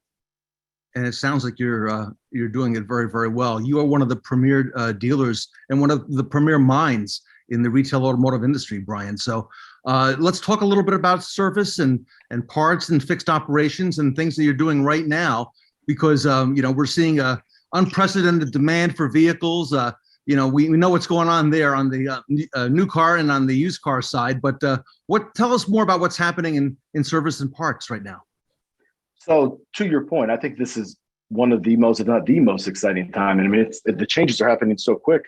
Unless you're watching these shows, you can't even keep up with everything that's happening in the space. I mean, I was looking at an augmented virtual reality thing that I didn't even know existed a few days ago. And I guess they've had it out for a year. And so the technology, it's exciting.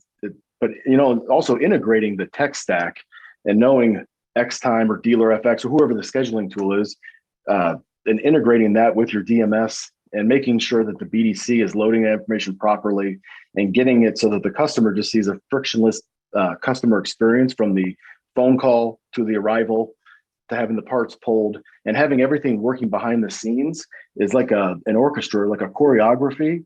And I don't think that the customer truly, and they shouldn't, right? They shouldn't appreciate how much work had to go into the back end to connect all these systems. And hopefully at some point, the systems are seamless, but as everybody knows, they're not today. So having the customer's information ready, having that car pulled around on the if there's a rental car, we don't have loaner cars on our rental. Is it geo-fenced? Do we know when they're coming back so that we can utilize it to make sure that it's kind of like bleeding the air bubbles out of the brake lines, I guess, right? And making sure that the guest upon arrival knows what's going on. Everything is in sync. We don't ask them again when they check in, and what was your name? And then they walk 5 feet. Oh, and what was your name? Well, isn't it in the system? I just bought my car there. How come that system doesn't talk to this system? And having to have our associates have to explain that, I think is unfortunate. And also, the technology, we're doing visual. We've been doing photo MPIs for a while, and adding that to the ASRs. But now we're doing video MPIs, and they weren't executing them, and I was getting frustrated. So I was talking to a few of them, and I asked them what the holdup was or what was their hesitation, because I assumed the worst, and I figured they just didn't want to do it. And it wasn't what I thought it was. It was the fact that our bandwidth wasn't capable, and they're not obviously not going to walk away from the job and find a better Wi-Fi spot. So we had to build Wi-Fi in the shop, and we weren't given the tools, not just the tools, but the tools they needed to do their job. Yeah, that makes sense. Give our audience a little background on Germain Toyota of Naples. How many technicians? How many advisors? What kind of, what's it like there? So we've got 42 technicians. We've got 12 TXMs, express service. Which is part of our career path. They start as a valet because I'm preaching to the choir in terms of trying to go out and recruit technicians. So the homegrown is the only way to do it, as everybody knows. So we start them off as a valet. We lay out the career path, unless we get them from the local tech school, which my service director, Cindy Lentz, does a job with. From there, we've got, they can either go to TXM Advisor or they can go to TXM Tech. They've got somebody who's mentoring them. We've got a mentor program that works through that. In terms of regular service advisors, we've got 12, 2 team leads, and then a service manager, and then our service director. We've got a body shop that's basically an inflatable tent, and Ted Norquist, our body shop manager does a phenomenal job. I don't know how he does what he does with the equipment. So we're working on getting him a bigger facility, and we've got a decent wholesale parts operation, and we're just trying to get the, our diagnostic techs. There are a lot of tenure, have been here a long time, but we're just trying to get the apprentice techs, the TXMs, and we just, Snap-on, Mitchell, and Dealer FX all just merged. So we're using Mitchell to be able to accelerate that diagnostic capabilities with all these younger guys to be able to leverage technology, stay with this matrix theme, and let them harness it. And I'll tell you that it's amazing to me how, because I really thought there'd be a lot more pushback, how awesome they have been. It's been refreshing, and they're going faster than I would have ever thought they would, or even that we're able to support them. In many cases, we're trying to keep up with some of them. And I know you and I have spoken in the past. Training is a big part of what you believe in, you personally, and what your focus at the store. And it's a constant, never-ending improvement, the Kaizen theme. Talk a little bit about the training, maybe not just only in fixed ops, but to be part of your team. What kind of things do you do? So it's ironic that you say that, because we've been doing service advisor training from support from Southeast Toyota the entire week. So they went through and did all Kaizen. We had to do a Gemba walk earlier, first thing this morning, and walk all around and look for excess Muda and Genbichi Genbutsu. So we went through every step of that, and it's a humbling experience, right? And you come to work every day and you're sawing, but it takes that to, I guess, sharpen the blade. So the candid answer of that is we're overhauling all of that, because I think in today's day and age, you've got to rethink everything. And the associates that we're recruiting now, they're former Starbucks employees that are in the BDC, and they've worked in hospitality and they've worked in other things. So they don't know. It came up this week. They said, so how does sales and, how does the whole dynamic of what's variable operations and fixed? And typically we just throw them into the mix. And I've done a poor job of really clarifying how that all comes together, because 25 years I assume that everybody knows that, and I take a lot of things for granted.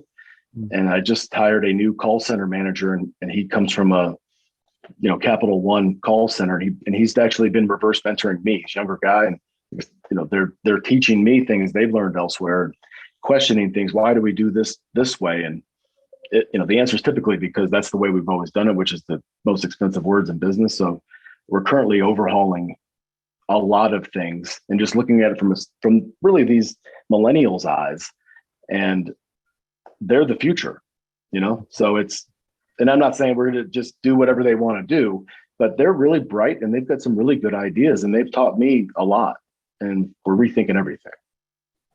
And finally, for our dealer audience, because we've got general managers watching, fixed ops directors, service managers, parts managers, the whole gamut. What advice do you have for your, fellow dealership leaders over the next half a year, in the next 6 months? What should they be doing to stay ahead of the curve? In this unprecedented time that we're in right now. I guess what I'm going through right now, we've had a great 3 years or 4 years or whatever it has been in sales, and now. For anybody who's in Texas or Florida specifically, you've got all these people coming into town that are all new customers that have never experienced your service drive. They're familiar with their past dealership, but they don't know us. They know the brand, but they don't know us.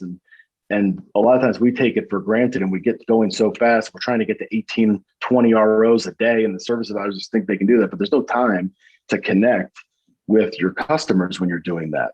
So that balance, and then a succession planning, because there is like a tipping point happening, I think, in the hierarchy of the tenure. And when you've got, which I'm sure many of the people on this call do, a lot of tenured staff that have done a good job for a long time, it's very easy to get comfortable, which is what happened to me.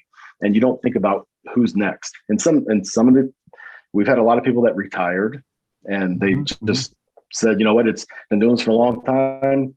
30 years, and vacuum that comes out. I mean, it's like, you got to replace them with 2 or 3 people.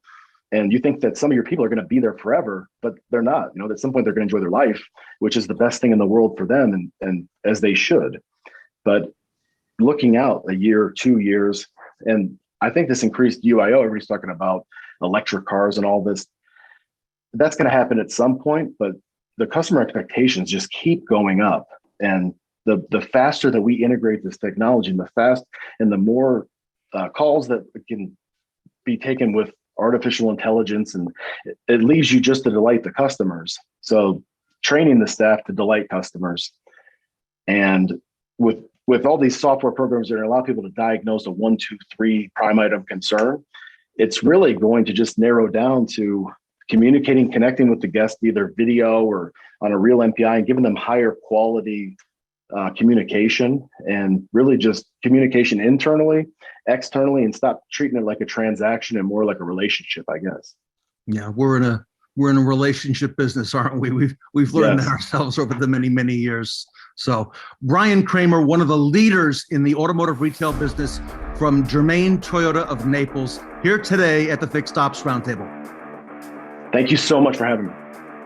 Hey, thanks, Brian. And folks, we are just getting started here in the Matrix. Lissette Gole with Google, and some brand new research is coming up next right here on the Fixed Ops Roundtable.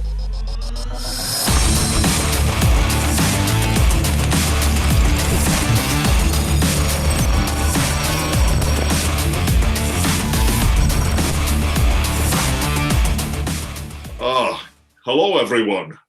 Sir Sean Connery here. I know you're wondering, how can I be here since I passed on last year? Well, it turns out I was only in the Matrix, and now I'm in the real world, which is quite heavenly. Yes, and I'm happy to introduce an angel of automotive right now. It's Lissette Gole of Google, followed by Kevin Winter of Team Velocity. I was in the Lion of Winter. Was it the Wind and the Lion? My memory's going a bit cloudy.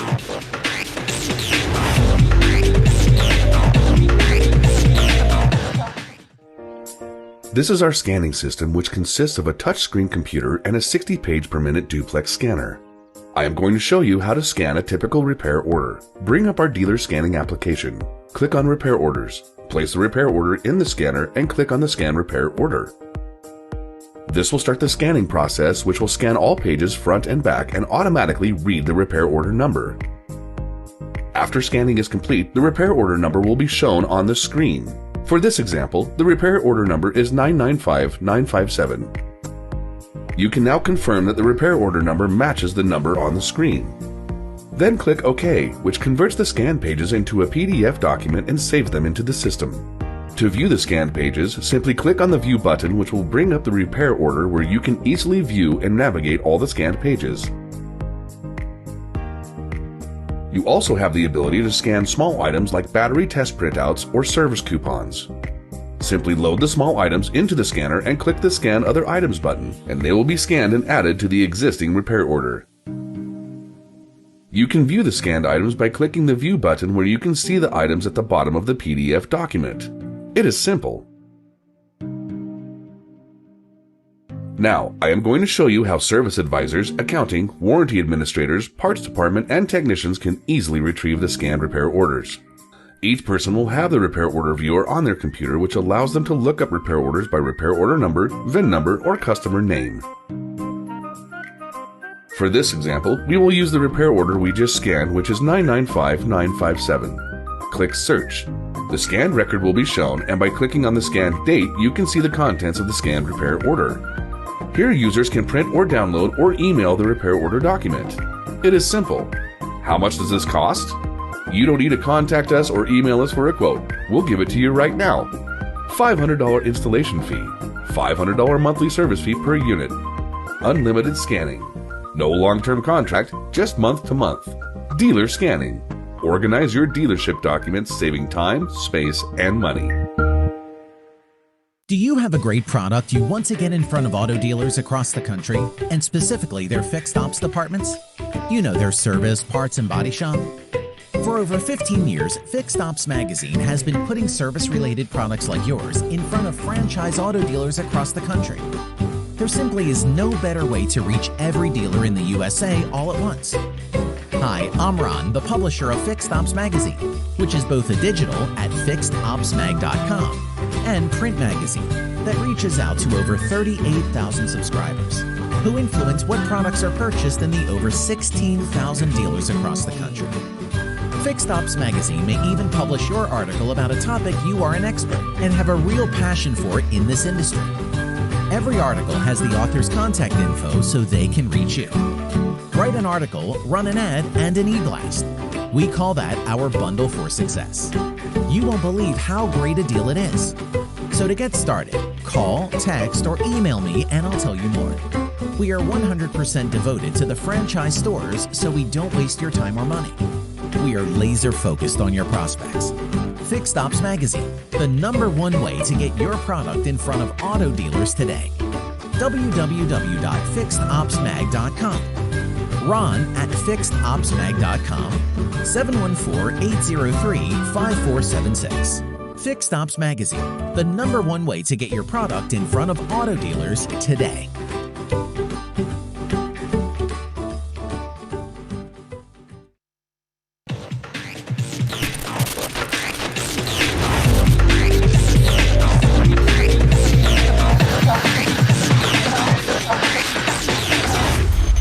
Well, welcome back, everyone. I'm Gene Girdley, along with your host, Ted Ings, and we are excited to bring back Lissette Gole with some brand new information hot off the press for us here at the Fixed Ops Roundtable. Hey, Gene, we're so excited to have Lissette Gole, the head of automotive retail at Google, back here at the Matrix event. Lissette, welcome to the Fixed Ops Roundtable once again. Oh, thank you for having me, Ted and Gene. I am honored to be back here, and I'm really excited to be speaking with everyone today. Before I dive in, I'll just give a little bit of background on my role for anybody who I have not met yet who's listening in. As you mentioned, I lead the U.S. automotive retail team, but I've had the honor of being part of this auto industry for nearly 20 years. And now I have the honor of specializing and leading a team around digital marketing strategies with Google and really helping dealers, auto groups, and their agencies understand how to use Google to drive more profitability for their dealerships. So today I'm here to share brand new fixed ops research that we have been working on. And we're going to talk about behaviors of the parts and service customers. And this really truly is the first time we've debuted this data. So I'm really happy to do this with you today. Exciting. So before yes, I'm so thrilled. So thanks for having me. So Ted, the insights that I'll share today come from a study that we conducted in Q1 of 2021.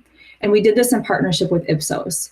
So we surveyed audiences that were 18 years or older who had purchased vehicle parts or service in the past 6 months. And what we did was we asked them questions about their vehicle service and parts purchase experience. So today what we're going to do is talk about the results that they gave us and then the implications for dealerships. Right. So with that, I'm going to dive right in. So first, what we're going to do is cover consumer trends that are related to parts and service shopping. And then we'll look at how the fixed op shopper is researching online, and then really talk about how to reach them during this process. And because I really want to make sure that these insights are actionable, we will talk about the implications for dealers to maximize each opportunity that we talk about. Okay, so let's dive in and let's begin by looking at the parts landscape. So what we see here is that just over half, or 57% of parts, were purchased at a physical parts retailer. Only 10% of those were purchased at a dealership, but over 1/4, or 29% specifically, of all parts purchased were bought online. Now, this is key because this has increased from 17% of parts that were purchased online in our 2018 research study. So when we look at online segmentations specifically, half of all parts purchased online were bought through Amazon. So this makes Amazon the #1 online retailer for car parts. And Hedges and Company estimates that $10 billion in sales went to Amazon in 2020. So then this is followed by retail chain websites like AutoZone and Walmart.com, and then eBay at 16%. So our respondents are showing us, Ted, that dealerships are getting a low share of vehicle parts sales, and it appears to be an afterthought for parts purchasers. But this really provides us a great opportunity to build a brand and product awareness online if you're a dealership that has the ability to promote your parts inventory. And I also want to say here that we know that the top influencing factor determining where people buy their parts is price. So as a dealership, you can focus on letting customers know that you have all of their parts needs, and you can educate them on the value of OEM branded parts versus generic parts manufacturers when you're advertising online. Fascinating. So next, I want to move into service. Over half of customers stick to one location for service, and this is the location that they purchase their vehicle from. However, what we see in the research is that they're open to switching to another service location. So growing your customer service baseline is key to both short-term and long-term profitability, and for keeping your customer in the brand family. If the competition has a right mix of messaging around price and reputation, it's possible that you could lose your most loyal customers because they may have only been choosing you because they were buying the vehicle from you. So right now what we see is that there's a huge group of the most loyal customers, and that 74% you see here. Wow. They're loyal to you because a dealership sold them a vehicle. But over 30% of that same group of loyal customers said that they would consider taking their business somewhere else. So we have an immediate opportunity to diversify where we're gaining our customers from outside of a past sale, because that 30% is likely to switch. So if you focus on fixed ops only as it relates to current customers, we think that your ability to sell vehicles will limit fixed op success. So what you can do is focus also on retaining those customers who rely on your technicians for their fixed ops needs, increase your messaging around the merits of your service center to build up the important revenue center that it is for your dealership with these new customers. Okay, so now I'm going to pivot over and we're going to look at the do-it-yourself customer. The DIY segment of the population are those that label themselves really as I can do the service myself. And what we see here is there is a lot of money being spent on DIY parts online today.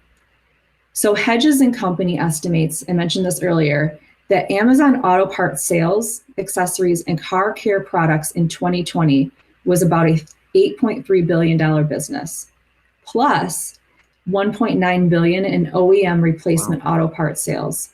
So that gives a total of a $10.3 billion market.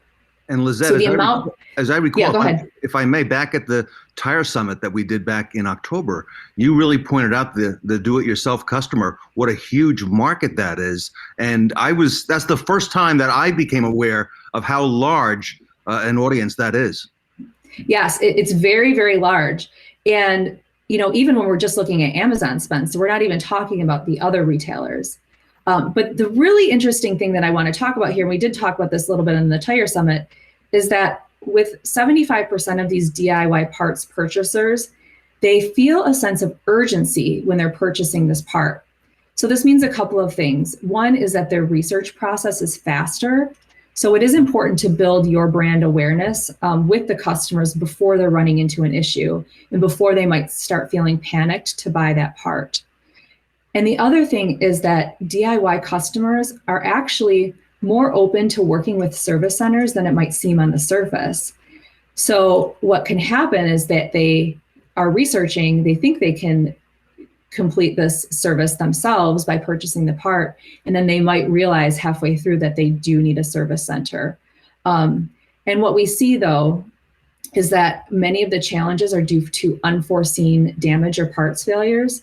And even though these numbers are large, 4 out of 10 of these DIYers are open to taking these issues to a service center to handle. So what I want to say here is there really is significant opportunity when we're looking at this DIY customer to grow your fixed ops business. and pulling these savvy customers into your brand at the same time. So this can be done, Ted, through paid advertising formats. We'll talk about search and video in a few minutes, but really focusing your message around what your service offers in the service center and what the benefits will be for these customers. So things like providing a parts and service warranty would be a great example of a benefit that they can receive by working through the service center instead of doing it themselves. And in the long run, it's possible that they'll save time and money by going to the service center as well. So the most important factor here for selecting a service center for this audience is actually prior service experience. And that is the general market sentiment. But for DIY, it's actually price. So if you can message both of your dealership service offerings and your price offerings, then that will help bring them into the service so that the technicians can complete the work for them. Okay, let's look at another audience segment here. So here we're going to look at the vehicle enthusiast audience. So these are people that regularly work with after sales mods, and they're enhancing their vehicle style and performance. And they also follow the latest developments in automotive, and they are open to investing in vehicles beyond the necessary maintenance because they are enthusiasts about it. And what we found is that just like your typical parts and service customer, search is the top source for research modifications, actually beating even word of mouth from family or friends. So what they will do is visit general auto websites and then visit video websites to research their needs. So when even reaching out to these enthusiasts, search and online video is still going to be the best way to get in front of them at this moment that they're interested in furthering these passion projects. And so I would recommend for this audience, if you have a robust parts center and you can sell your parts online, make sure that you have an always-on parts-based strategy so that they can find you whenever they're looking for you. And then you can further drive awareness and experience of your dealership through things like considering filming your service bay team as they're working on the vehicles. And that can give tips and tricks that you could share to this audience to build relationships and build your brand for these members that will need parts from you in the future. We see some dealerships doing that, Lissette, but by far and away, not enough dealerships are taking advantage of the enthusiasts and the do-it-yourself customers. Yeah, it's a great way to build that long-term relationship, I think. And we will talk about video, but you can always use your YouTube channel to do this as well. Okay, so next let's move into the newer segment of customers, and this is EVs. So EVs is top of mind for many of us in the industry right now. And it really is a brave new world that's unfamiliar to most of the general market. So while we as an industry are talking a lot about EVs, there is a lot of unfamiliarity and even possible confusion in the marketplace. So what we're seeing is that 58% of people who responded to these surveys said that they're unfamiliar with what maintenance and service will actually look like if they buy an EV. And then 61% of those actually perceive the cost of EV services to be more expensive than what they're accustomed to. Yes, very interesting. I just spoke with a service director this morning who was talking about the future and EVs and how that cost is going to, on the dealership side, we know that cost is going to significantly come down, but on the customer side, you're saying it's the opposite. So, wow. Yeah, they think it's going to increase. And this really is, from what we can see, just a lot of education that's needed in the marketplace. And so I actually think this is a great opportunity for dealers to redefine their relationships with these customers so that we can really lean into the superior customer experience that's going to be provided and educate them around what this ownership really looks like and what this experience coming back for service will look like. And I think as EV adoption increases, dealers really do stand to be the go-to resource for empowering all of these aspects of ownership and then creating these future opportunities for loyalty around accessories, referrals. So this, even though there's this misconception or unfamiliarity, I think this is a really great time to lean into this and start educating the customer. Okay, So now, Ted, that we've researched the trends that we've seen as recently as Q1 of this year, I want to discuss specifically how these customers are researching online, and then specifically what we can do right now to bring them into the dealership. So a little bit more research for you. 62% of all fixed op shoppers said that they use an online resource in their research. And 30% say that they use search as their top research tool. And I want to be clear that this is search broadly, so this can be Google, Bing, or another search engine. But we do also see through the data that Google search is not only the most used online resource for parts and service, but it's also the first place people go and the last source people go to. So they're really looking at it first to understand and last to verify. And then beyond search, what we see is that service center and dealer websites, and then general automotive websites and parts entire websites are the next most frequently used at 17%. So we have known the importance of search for many years. We've been here on the Fixed Ops Roundtable talking about it. And we know that in the vehicle shopping space, but it really does hold true as well in the fixed ops space.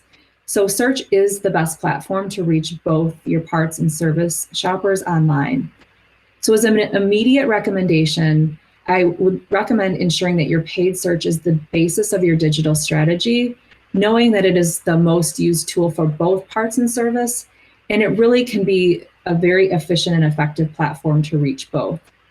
So this would not only help when your customers need immediate parts and service purchases like we talked about earlier, but also these always-on strategies help build your brand familiarity, build familiarity of your dealership, and then build the expertise that we have beyond vehicle sales. So I wanted to dive a little bit further into research, into the search trends and research that we've seen over the past few years. So what you see here are trend lines over the last several years, looking at top fixed ops categories. And what we see, Ted, is that we found them to be highly consistent each year. So for example, we see search demand for batteries increases every January, and it's become predictable at this point. But what we also see is that more people are using search every year as this trend line increases. So even during the pandemic and with all the disruptions in our industry over the last year, almost all fixed op searches across all of these segments have remained consistent. The only outlier was suspensions, where we see a year-over-year decrease in demand. But knowing that we have this seasonality in the fixed ops space can really help you plan ahead and understand when people need your specific parts and service. So this can help with a few things. It can help planning across your dealership processes, from knowing when to order OEM parts, to knowing when to heavy up advertising, and then what types of service might be a focus coming into your service lane at different times of the year. So explicitly, I want to just say this: search is predictive of sales. We have found that in the research over time. So understanding and tracking this data will help you anticipate what your customers' parts and service needs will do in peak categories. And then you can use search as an advertising tool and lean into these opportunities to promote your deals, your specials, and know when it's time to heavy up with the right messaging for the right part and service component. Okay, and then I mentioned earlier that DIY audiences, we talked about this, are engaged with video and general DIY information. But I want to talk about how people also watch videos created by service centers and watch video reviews on parts that they're looking to purchase. So they are looking at videos to really research, understand, get a feel for what they need that can't come across in other mediums. But what is more to that is that the participants are actually telling us they take direct action after watching these videos.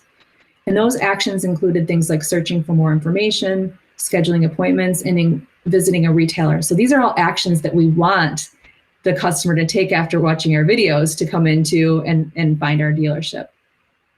So video education is a really large influencer for people that it helps boost their confidence to take action on their parts and service needs. So what we see here is that they're using video to learn about their problems and validate what actions they should take next. So things like, how do I understand what's really going on under the hood? What am I paying for? What's the level of effort it's going to take me if I complete this service myself? Can I do it myself? And specifically with YouTube, it's the #1 destination where people are researching their vehicle parts and service needs, with 72% of these respondents saying they used YouTube to watch auto and part service videos. Yes, so there are a lot of people on YouTube, there's a lot of content on YouTube, and it is being used to understand and influence the parts and service purchase decision. So the takeaway here is that you can use YouTube and the power of Google's audiences and our targeting to specifically reach all of these different audiences that we talked about today. The EV audience, the DIY audience, those that are coming into your service lane, loyalty audiences. And with specific campaigns like action-driven campaigns, what you can do is specifically tell them what to do next. You can say, as they're watching the video, see our specials, book an appointment. So it can become a really lower funnel activity and drive them in to take that next step that we're seeing actually come through in this research. So I talked a lot about our new research, Ted, the different audience segments. And so I wanted to just close and recap the 3 main takeaways from all of our insights today. So this research, again, is as recent as of Q1 of this year. And here are the 3 themes that I want to leave everybody with. The first one is that parts and service customers are open to change. That's change against both where they buy their parts and where they get their vehicle serviced. Parts and service customers do a lot of research. They're relying on search engines to find information, and they're relying on online video to connect to the experts. And then search and YouTube are perceived as the most helpful sources in supporting their customers when they're in that decision-making process. So knowing that fixed ops can represent as much as half of an overall dealership's profit, I really want to overstate these trends that we're seeing here and really challenge you to speak with your marketing teams and your agency partners to activate on all of these right now. Because with the trusted relationships that all of our dealership friends have built, the skilled teams of technicians you have, your indispensable role in your communities that you serve, you need to be and you should be the first choice for all of their fixed ops needs, and that will allow you to truly be there for your customers. So that's really what we wanted to share with our research today. Great information, Lissette. Thank you so much. If I'm a dealer or a general manager or fixed ops or service director, how would I reach out to you for more information on this? I love this question. So you can reach out to me at my email, lgole@google.com. You can reach out to me on LinkedIn. And then I do want to also say, we've re-released our Google Dealer Guidebook, which we spoke about, a few months ago. And you can download that on our Think with Google website at thinkwithgoogle.com and download the guidebook to learn more about how Google can help you for all of your new used fixed ops needs. But please feel free to reach out to me with any questions on this research. Lissette, thank you so much. And you're not going away today, because we're coming back at the end of the Fixed Ops Roundtable with a Google-specific event. Tell us about I Am Remarkable at 6:00 p.m. Eastern and what attendees can expect. Oh, Ted, thank you. I'm so excited for this opportunity. So in partnership with the Fixed Ops Roundtable, Google is hosting an I Am Remarkable workshop. And this is the first time we've done this with the Fixed Ops Roundtable, so it will be hosted tonight.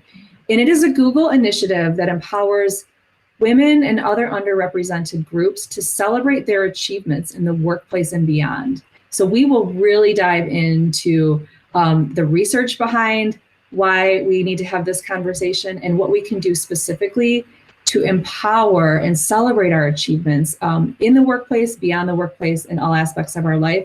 It is a fun, inspiring time. I would love to see everybody there, so please feel free to sign up. All right, and it's going to be approximately an hour and a half long at 6:00 Eastern time today. That's right. All right, well, I will see you there. And I can't wait to see you there. Yeah, of course, absolutely. We're going to be there. And Lissette, thank you so much on behalf of the Fixed Ops Roundtable. The information is fascinating, and we know it's so accurate because it's information that came through Google and YouTube and what the consumers are looking for and what dealers need to do. So Lissette Gole from Google here today at the Fixed Ops Roundtable. Thank you. Thank you so much, Lissette. And Ted and Lissette, I've wanted to say this for a long time. Folks, you heard it first right here. Kevin Winter of Team Velocity enters the Matrix next at the Fixed Ops Roundtable.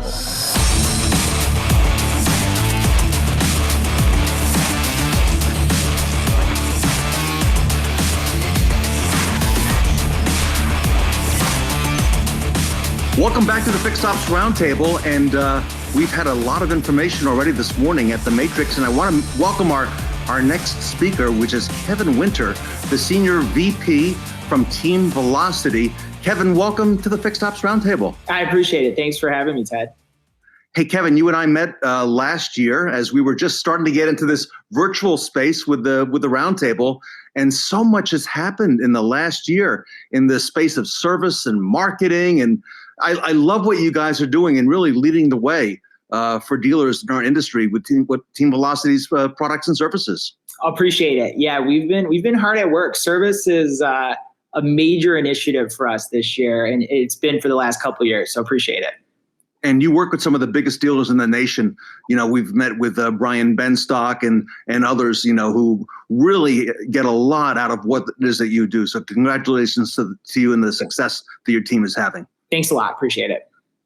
Kevin, with that, I'm going to turn it over to you, and the show is yours. All right. I appreciate it. So, you know, I'm just going to quickly kick it off and talk about, you know, I think what a lot of us think in the industry, you know, are we better off retaining customers, or are we better off going out and acquiring new ones? And I think the answer is simple, and I think we would all agree, right? Retention is key. You have a 60-70% chance of selling an existing customer versus a 2 to 5% chance of selling a new customer.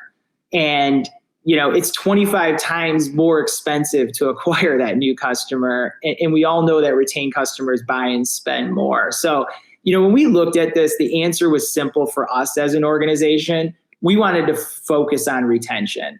And, you know, we get asked that question a lot. I know our sales organization gets asked it a lot. You know, how do you focus on retention? And we really sum it up by saying, you know, we want to create an Amazon-like customer experience for our dealerships and for their customers. And we do it in three ways, really. We do it with, one, being extremely intelligent, right? So all that rich DMS and third-party data combined. So we build really rich customer profiles, which allows us to be extremely personalized to the consumer. And then the technology, right? If you don't have the right technology, you can't develop the automation and get to market faster. And I know we talk a lot about getting to market quickly on the sales side of the business, right? Incentives come out on the 4th of the month, and who can get to market the fastest. But it's just as important on the service side of the business. And that's really where that technology and automation comes into play. And then the third one, the integration, right? And listen, we would love to say, you know, a dealership's using our entire suite of products, but we also know that, you know, there are times where they have a partner that they absolutely love. And we just want to make sure that we're integrating that solution into our ecosystem. And even more importantly, that our ecosystem has a strategy for both service and sales combined. And that's really, really the driver of our strategy. You know, we were, you know, I think it's fair to say several years ago, very heavily focused on the sales side of the business. And then a couple of years ago, we decided to really double down on service. And our philosophy is, you know, sales fuels service, service fuels sales. And, you know, at the center of that, it drives loyalty, right? And I think that's what you're going to see in our new program that we launched last year is really that focused on retention and loyalty with technology really being the driver. So if we take a 30,000 foot view of our overall service retention strategy, it's really made up into 4 parts. The first part being an omni-channel experience. So, you know, I think traditionally we see a lot of the service retention programs focusing on mail and email, and I think there's still some that even has some robocalls in it. But what we try to do is really digitize the service side of the business, right? So you'll see a lot of technology like Google Assistant integrated into our platform. You'll see social, Facebook, Instagram tied into our platform, obviously search. And we think by doing that omni-channel experience, we'll drive better ROI for the dealership and ultimately a better customer experience for that customer. The second part to our program is the ability to transact online. So when you look, right, I think ultimately we all want to be able to purchase a vehicle online, but we also want to be able to schedule our service and even pay for that online. And that's really our ultimate goal, retailing across both sales and service departments. The third one is true attribution. I think it's fair to say we've been in a world where we track retention through response rates, right? We send communications and 45 to 60 days later, we're still waiting to see, like, did a customer respond? And ultimately we wondered, did that customer actually, truly respond to that communication, or was it something else that drove that customer into transact? And I think what we're doing is we're changing the game with our ability to track attribution throughout the entire customer journey on our Apollo platform. And then lastly, I know this is a huge initiative for a lot of manufacturers out there, and I love it. How do you generate more sales out of your service lane? And really at the end here, the end goal is, how do we just really fill that bucket of active customers up? Because those active customers are obviously key to your retention. And we know that those active customers are 7 times more likely to purchase a vehicle at the end of the day. So this at a high level is our service retention strategy. And I'm just going to touch on, a few key features that we believe are true differentiators in the industry for us. The first one is tied to the advertising, and I just touched on it a second ago. And, this is a traditional, customer life cycle on the service side of the business, right? You have all your traditional communications, and obviously you have mail and email, text messaging, phone calls. But the big differentiators for us where we wanted to focus is, you'll see the Facebook, logos, and that is Facebook, Instagram, and integrating that into your service strategy. We've seen much higher ROI within our program as we've turned on those same audiences that were turned on for email and mail, and we highly recommend doing it. It's very targeted. And like I said a few minutes ago, you get very high results out of it that really generates that bump in ROI. The other thing that we did was integrate Google Assistant into our service scheduling tool. So we have our own native service scheduling tool. And one of the things we did was we took a step back and we said, okay, how do you want to be spoken to or communicated to when you go to schedule service? And then how do these folks schedule service? And we know some people might want to text and schedule their service. Some might want to go online and schedule, and some might want to do it by voice. I mean, over 500 million people are using Google Assistant every single month, which is a huge number, and it's grown year over year. And so, the key was, well, let's integrate voice into service scheduling as well and make it even more simple. And so it's really about giving those options and increasing the technology that we offer to customers, because we know every customer is different and every customer is going to transact differently. The other big area that we focused on was obviously search.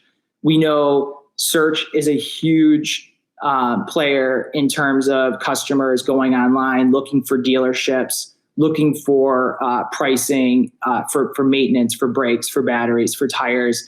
And we integrate that search strategy into our overall service retention strategy as well.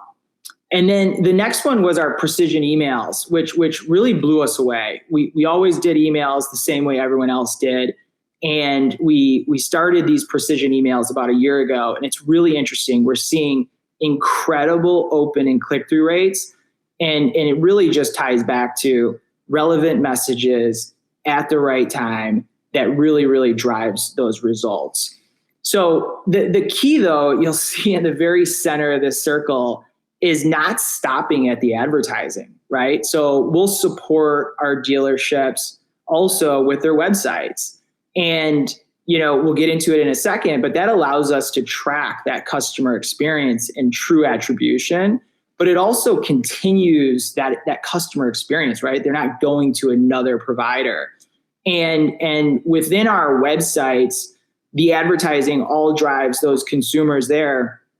And the cool part is they continue that experience in really 5 key areas. One, we have our own service scheduler, which I talked about a few seconds ago. Customers can book their appointments online, or they can use Google Assistant to book their appointments. But the key to our service scheduler is the personalization and the ease of use. So it takes someone maybe 20 seconds to 30 seconds to schedule service on our service scheduler. And it could probably take less than that, honestly. So what we do is we put our service scheduler on top of a dealership's DMS, so that customer information is all there and they never have to enter anything. They don't have to enter their name. They don't have to enter their email address or anything like that. They just pick their time. They pick their day. They then pick their service that they're coming in for, and it's a done deal. All their information is already filled out. And we found that the dealerships that have implemented this are getting 3 to 10 times the amount of online appointments per month than their previous service scheduler provider. So the results are there. All the service offers that are in our communications are also online. So the customer can download those straight online into their mobile or to their service scheduler, and it just makes it really easy. The third one, which we're super excited about, is recalls, right? There's millions and millions, I think 50 plus million open recalls on the road today. And what we've done is, as a consumer lands on their personalized website, whether they've received one of our recall communications or not, if we do a real-time ping to our recall data provider, and in real time, if the customer has an open recall, that red box pops up on our website, indicating you have a recall, you should have that scheduled. It's worked really, really well in terms of driving additional recall opportunities and warranty pay for dealerships. The fourth one is service history. We did focus groups a couple years ago within our websites, and unanimously, everybody wanted to see their service history. And it's actually a really good indicator if they're interested in selling their vehicle. We find that if customers are downloading or emailing their service history to themselves, chances are they're looking to sell their vehicle, and it's a perfect service to sales opportunity. And then the last one, parts and accessories. We have over 22 million parts and accessories built into the website where customers can actually shop for those parts and accessories for their vehicle and ultimately transact online, which we know is really key to our success. The last one I'm going to talk about today is attribution. And this is really the game changer for us. So we all know a lot of times it's just strictly down to response rates and did a customer really come in off of the marketing. And what we're finding is by really recording every step of that customer journey, we can ultimately understand better how they transacted and then how we can improve that journey over time to ultimately increase ROI. So I pull a customer from a dealership, obviously block the information, but here's Derek. And, Derek was last in September 9th, 2020. And we started that customer journey, in communicating to him February 8th, right? So he's probably starting to get those communications in terms of his next service. And you'll notice in the middle, April 5th, he started searching online. Then went to the dealership's website and had some transactions there. And if you click on those bubbles, we would actually show all the steps that Derek took, but I wanted to keep it at a high level today. And then you'll see April 6th, he actually got a recall communication, scanned the QR code on that recall communication, and scheduled service, the form at the bottom, which which then he started researching more on his personalized website, the 7th, 8th, and 9th, leading up to that transaction on April 14th for $268. This is what we believe is the future. Ultimately tracking every step of the customer journey. And we're thinking, this is the game changer for our industry. And it can't be done without technology. So, I know this is the purpose of this call is all about tech, and we're doubling down on tech, and we're doubling down on service retention as well. And we're also, making a promise, right? So we're offering dealers the ability to make the switch and come join us and test this out for 90 days. And we think you're going to see a high ROI, and we're putting our performance guarantee on it. So we're really excited right now, and super excited to be focused on the service side of the business. Kevin, nobody does everything that you do and does it so well. You're so integrated with what you've done with Google and building this out. Everyone, if you want to really get into the technology game on the service side with your marketing, you have to speak to Team Velocity, because there's nobody who does it like they do. They have led the way for a long time now, and they continually getting better. So Kevin, thank you so much for everything today. No, really appreciate you having us on. Thank you. Kevin Winter from Team Velocity here today at the Fixed Ops Roundtable. Fantastic information from Kevin and Team Velocity. And the last thing you want to do right now is unplug.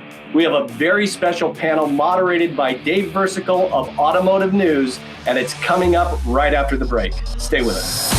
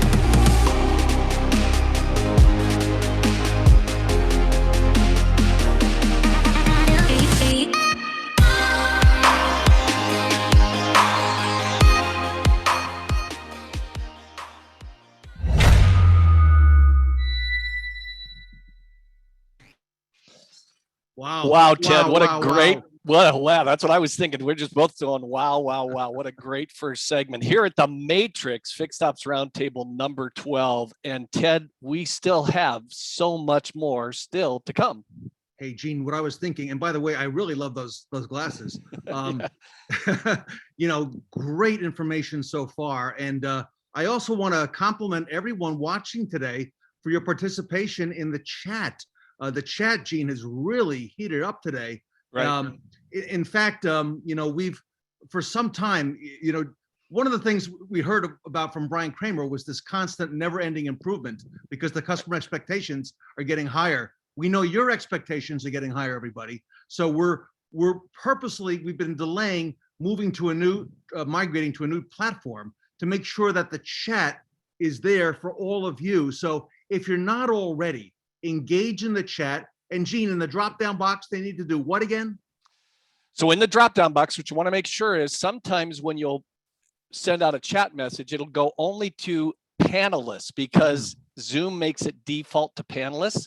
Which we appreciate what you say to panelists. Yeah, but it only comes to Ted and me right now. So go to where it says 2 in the chat box and then use the drop-down menu and change it to panelists and attendees.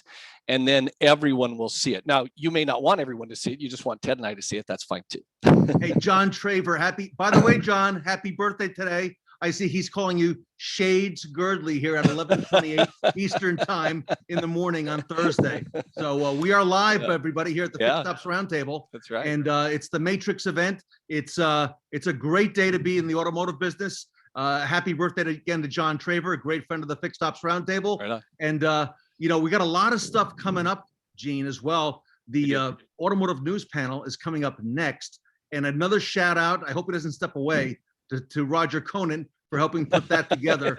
Roger, I saw that in the chat that someone gave you a shout out, you had stepped away. So I hope you're here to hear that as well. That's right. That's exactly right. And Ted, another thing is here at the Fixed Ops Roundtable, it's not just about us, it's about giving back. And people who have attended the roundtable know that we have supported cancer research for a long time with Dealers versus Cancer. And now we have another opportunity to support another initiative. And we want you to join us for the Leukemia and Lymphoma Society's Light the Night to fund treatment for treatment for patients who suffer from all forms of blood cancer. We did the prostate cancer thing before. That Light Up the Night event is on October 23rd. And what I'm going to do right now is I have already pre-typed this in the chat. Scott Gregg is with us from Tucson Subaru. He's part of the executive committee for that event. And we do also have a special video to show right now. So I want to show that here. This evening brings many people together, fully aligned with one common mission and vision. Every local event is an opportunity to celebrate survivors, to remember those who have been lost to cancer, and to recommit ourselves to the fight against cancer. As a cancer survivor, I feel that Light the Night is very important. This event truly gives survivors hope. When you see these survivors doing this walk, it shows you why you're here and why you need to continue to do better to find that next cure. Absolutely. And so do reach out to Scott in the chat if you'd like to. I put the place to donate, pages.lls.org to donate. Let me also share the QR code here. I think I can do that. Yeah, let me share the QR code. So you can just take your camera right now and open it up and scan the QR code. It will take you right to the donation site if you want to participate. And Ted, we're going to continue to support this all the way into our September show. So look for that and please do give generously. Wait, we're going to have a September show? When are we going to tell me about this? Well, it's on the calendar anyway. I don't know if we're going to make it there or not, but I think that's the plan. We certainly are. We're going to be back, everybody, with the next event on September 23rd. Mark your calendars. Now, that's going to be an all virtual event once again. Right. And then we are going to move to a hybrid event in November, on November 18th. And that's going to be shout out to BG Products at the BG Products Conference and Broadcast Center, which is in Wichita, Kansas, on November 18th. And then we're coming back with another hybrid event in Las Vegas during NADA week, or early in the first quarter of 2022. So we'll talk about that. One more shout out, Gene, if I can. Yeah, I just got my text that says that the Automotive News panel is coming up next. And I want to give a shout out to our friends at Update Promise, who is providing the technology to update us on the agenda for the Fixed Ops Roundtable. Now, you all can go to fixedopsroundtable.com and see the agenda, which Gene put there up to the minute. I got to tell you, it's really accurate, at least so far, knock wood. Yeah, but I think we're a little ahead of schedule today. All right, don't push our luck. But Update Promise is sending you a text with who's coming up next for the panels, and some of the special speakers like Brian Benstock and Dale Pollack are coming up today, later on in the day. So shout out to Taylor Sue and for having done all the hard work, and Brandon Nixon and Curtis Nixon. So Thank you for all that you do. Yep. And thank you for all you do for our industry and for our dealers. Absolutely true. And also special thanks to Ben Price, Yes. our master of ceremonies, and Kara DeLaine, who's going to be coming up in just a moment. They do such a great job for us here. Okay, well, let's get on with the show. That's right. Let's get on with it. Here we go. You know, the fixed ops world used to be different. Then Teddings went to the Oracle. After that, everything changed. The Fixed Ops Roundtable is the place for industry leaders to come together and change the automotive world. Including our next powerhouse panel, sponsored by Automotive News. They're followed by Les Silver of Dynatron and Quantum 5. Don't you dare unplug now.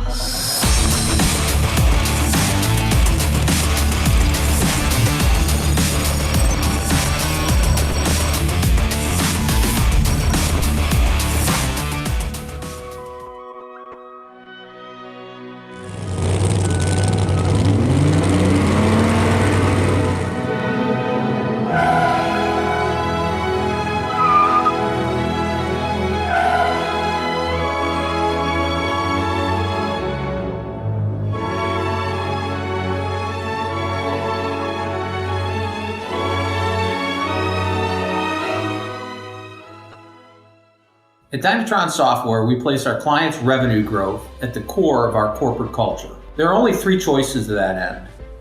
Bring in more clients, sell more to each client, or strategically optimize pricing. We begin by optimizing price while positively impacting customer retention. This is facilitated by a combination of complex data analysis, software, and coaching. Very much like vAuto for your service operation. While complex, it is the fastest and most sustainable way to drive large profit increases and bears perpetual focus and modification. In every other major industry, pricing is determined by complex strategy and industry experts. CPAs, MBAs, business analysts, advanced modeling, and analytics. This looks far different in automotive and leads to a significant profit gap in over 95% of the dealers. Dynatron has a team of specialists who are going to focus on ongoing performance coaching, comparing market analysis data, and optimizing a dealer's warranty labor and or parts rate increases. Dynatron can also train a dealer's service advisor staff on best practices such as creating the perfect RO. These approaches, as well as many others, will allow a dealership management team and advisor staff to operate with confidence and increase overall customer satisfaction. After all, the mission statement of Dynatron Software is to make our clients a shipload of money.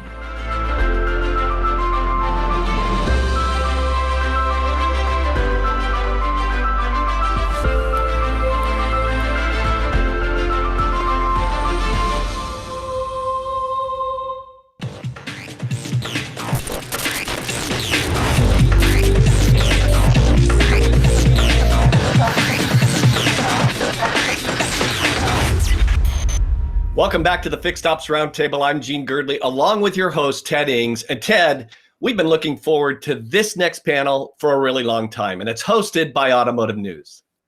Jane, hey, that's right. This is the all-star panel, and I'm going to be introducing Dave Versical, who's the Chief of Editorial Operations at Automotive News.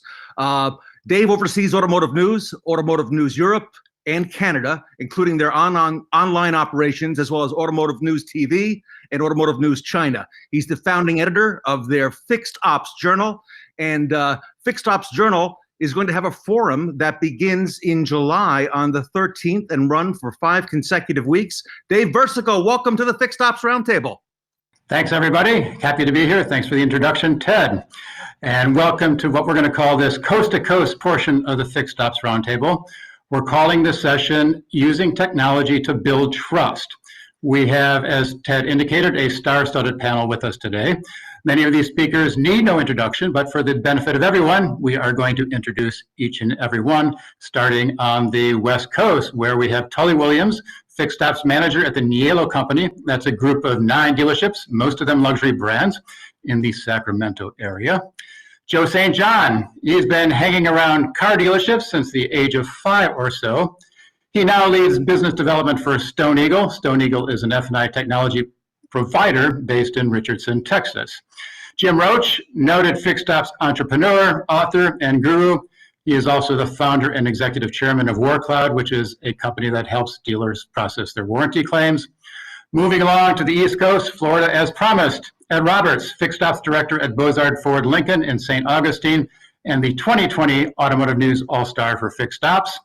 And finally, Sarah Vantine, BDC director at the Scott Clark Auto Group in Charlotte, North Carolina. Sarah is also an Automotive News 40 Under 40 honoree, class of 2018. Welcome, everyone. So, as I indicated, our theme is using technology to build trust. And to help set the stage, I'd like to share some data that was in the latest Fixed Ops Journal, which was just published this week. It comes from Carlisle & Company. Carlisle interviewed some 9,000 service managers early this year. They were asked if they had digital tools and technology for a variety of functions. And here are their answers. 89% had digital tools for some form of appointment scheduling. 68% had two-way texting, electronic multi-point inspection, 60%. Just under half had tablets or mobile technology for service lane check-ins, online bill paying, 45%, 40% for technician video, and a very small selection or a very small percentage for some other functions, including, interestingly, kiosks at just 2%. So my question to all of you, just to get us started, is have service departments place their investments where it matters most? Does anyone want to take that one to get us started? I guess I'll start. I feel that fixed ops is finally getting its due. And I think a lot of dealerships are realizing, especially when we come out of COVID, that fixed ops department is the place to be. And I think we're getting those investments that we see today. I think if you went back 3 or 4 years, investments in fixed ops was probably marginal. And I think now they're seeing the benefit of these. It's really interesting to see these numbers, is that wow, there's still people out there that are still in the Stone Age. And I really think that it kind of brings to light a lot of things that we need to do in the fixed ops department. So Jim, you have worked from the vendor side. Could you give us your perspective on that? Because you've actually seen it from both sides of the fence. Yeah, thank you. I agree with Tully. I imagine that if you took the same product stats and looked at 3 years ago, the numbers have increased significantly. In some cases, these categories didn't even exist 3 or 4 years ago. Everybody knows that consumers demand a technology-enhanced experience. So I think that the penetration rates that you've shown here, Dave, indicate that we're moving in the right direction. I'm a little surprised at the smaller numbers for bill pay and for the video in service, just because the benefits of those and the demand for those is huge. We'll probably talk a little bit more later about implementation and some of these. But that's the only ones that kind of stood out to me a little bit. Ed, what percentage of your customers make their appointments online? We have about 20% that makes their appointments online, but I want to elaborate a little bit on some of what we was talking about there with communicating with our customers with technology. Because we've asked our customers to communicate with us the same way for the last 30 years.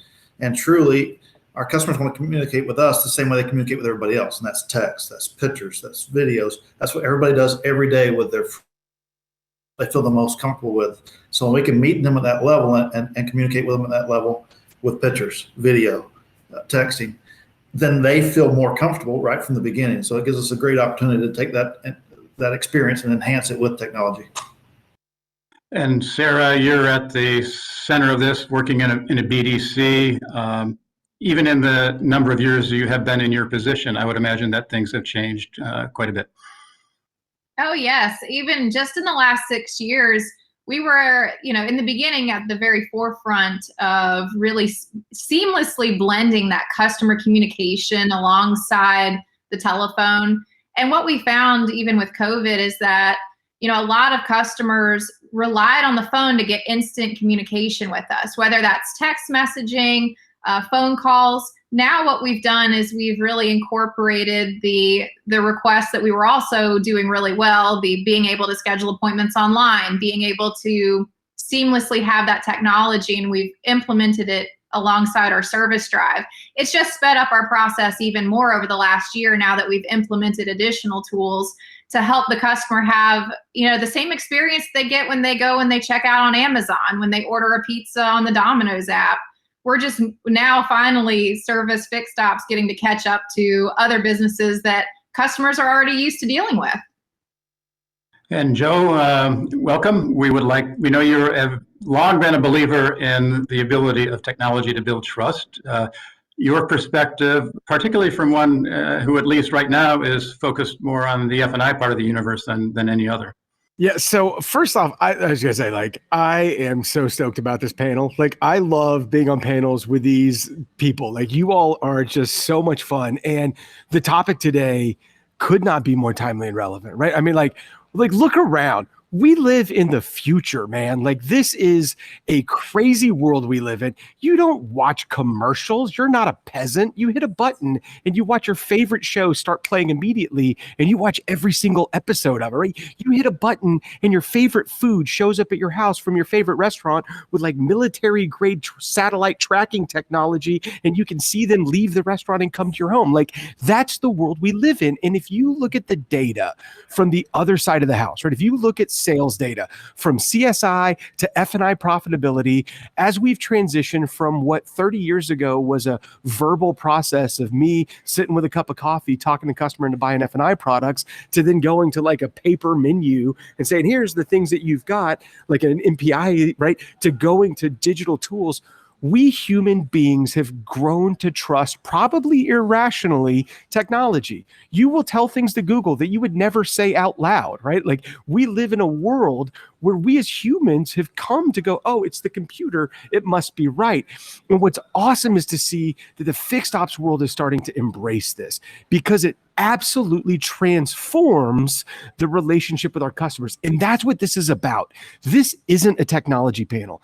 This is a customer panel. And if you want to get more customers willing to pay more money for your parts and service, the key to that is to create a tech-enabled experience that is similar to everything else they do with technology, with everything else that they buy, whether it's groceries or a pizza or a home through Rocket Mortgage. The way that they do everything right now is delivered in a way that removes as much of the headaches as possible. And I'm just so fired up hearing about Sarah at your store and Ed at your store, which I love, and I've been there multiple times, and Tully at your store up in Northern California, how you're taking these challenges on by delivering that seamless experience to customers, because that, for me, is the key to the future of fixed operations. And I believe fixed operations to be the single most critical experience a consumer has with a dealership that impacts the life cycle of that customer with that dealership. And we've got to solve that. I think technology is giving us great tools to do that.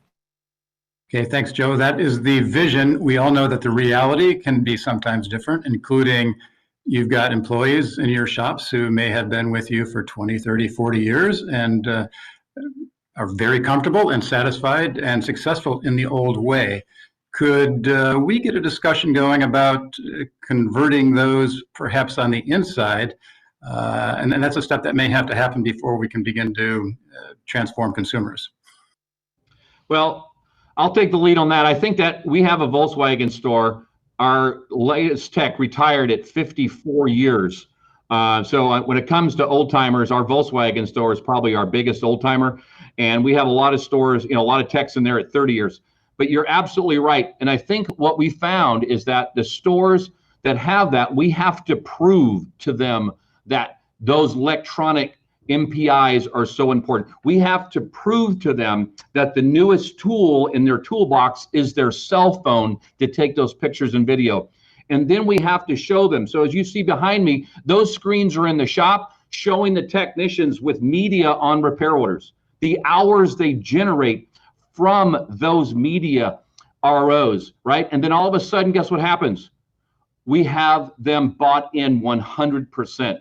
And I think that we start there. We don't say, you have to do it. I'm not going to pay you, or I'm going to pay you a 10th. We have to say, do you want to make more money for you and your family? Let me show you how. And guess what happens? Customers are happier. Oh my God, what a concept. Ed, is it as crystal clear as Tully lays it out to be? Well, it's kind of like the layers that Joe was talking about a few minutes ago. But yes, it is clear, but I want to paint that a little bit. Forever, what vehicle would come into service, we'd look it over, we'd tell the advisor what it needs, and the advisor needs to go sell it to the customer, advise them what it needs. And then we shifted to using some technology where the technician stays in the bay and he just sends the advisor an estimate. Well, we send the advisor an estimate, and the advisor needs to sell a customer a belt, or needs to sell them brakes or whatever else.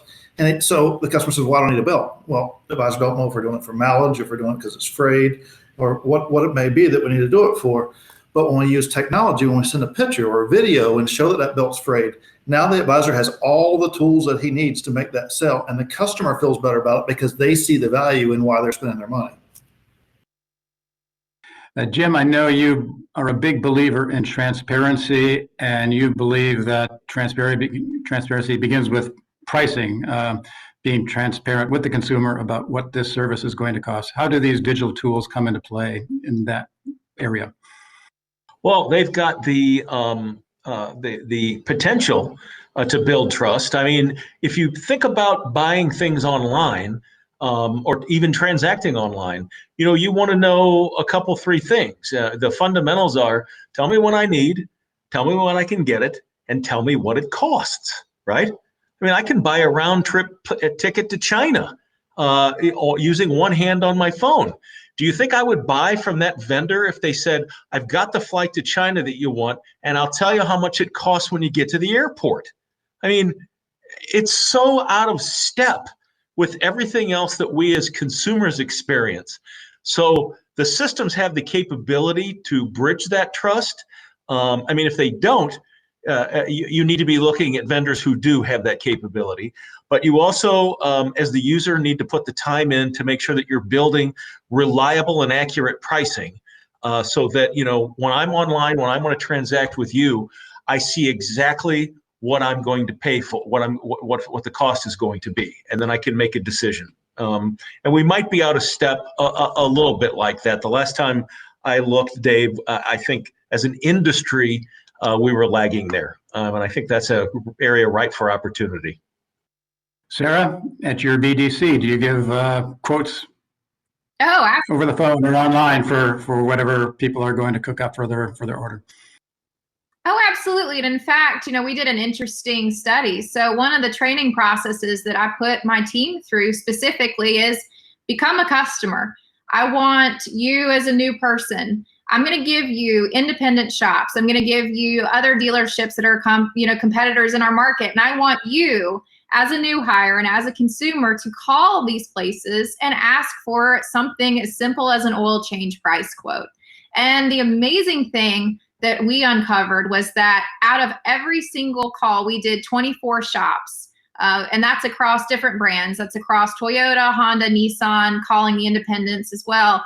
And 0 of those businesses that we called asked the customer for the appointment. And what was amazing about it too is they might go ahead and they might give a roundabout price. Most of it was very unclear. It never was an exact total. It wasn't including taxes. It was, oh yeah, that'll run you about $60.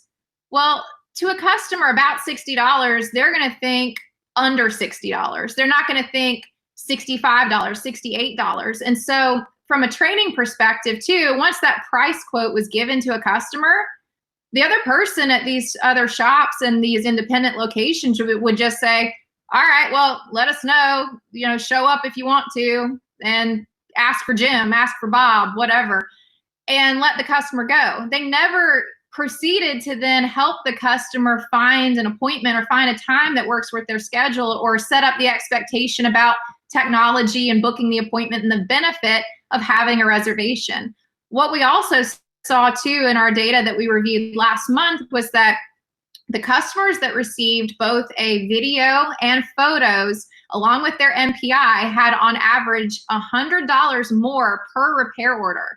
So that's across all 3 of our stores. And so going back to Tully and Ed and Jim and talking about how that technology feeds into it, just building transparency from the moment that the person calls in or interacts with you online, going ahead and then asking for their business, you're going to set yourself up to be way above the competition.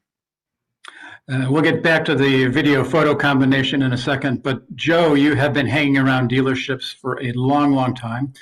Why are so many dealers, in your view, just reluctant to take these steps, the ones that you were giving a high five for as Sarah was speaking? I think that in fixed ops, we can learn a lot by the transformation that's happening in variable ops. And the data unanimously shows that information wins, right? Consumers are looking for dealers to provide information to them. And when you provide information to them, whether it's digitally or over the phone, it builds trust and makes them want to do business with you. I have a Honda Odyssey because I have 5 children under 6. I make good decisions, right? And I was driving my wife's Odyssey the other day with all 5 kids. My wife was at Costco. She was in my car, and the light came on that we needed an oil change. So what did I do? I was like, oh, it's like 7,500 miles. What's the interval? I call a Honda dealership and I ask, hey, what's the BDC rep? What's the oil change interval on a Honda Odyssey? They had no idea. I called another one. Hey, what's the oil change interval on a Honda Odyssey? 5,000 miles. I'm at 7,500 and it's telling me I need an oil change. That doesn't sound right. If it's synthetic, is it 7,500? I don't know.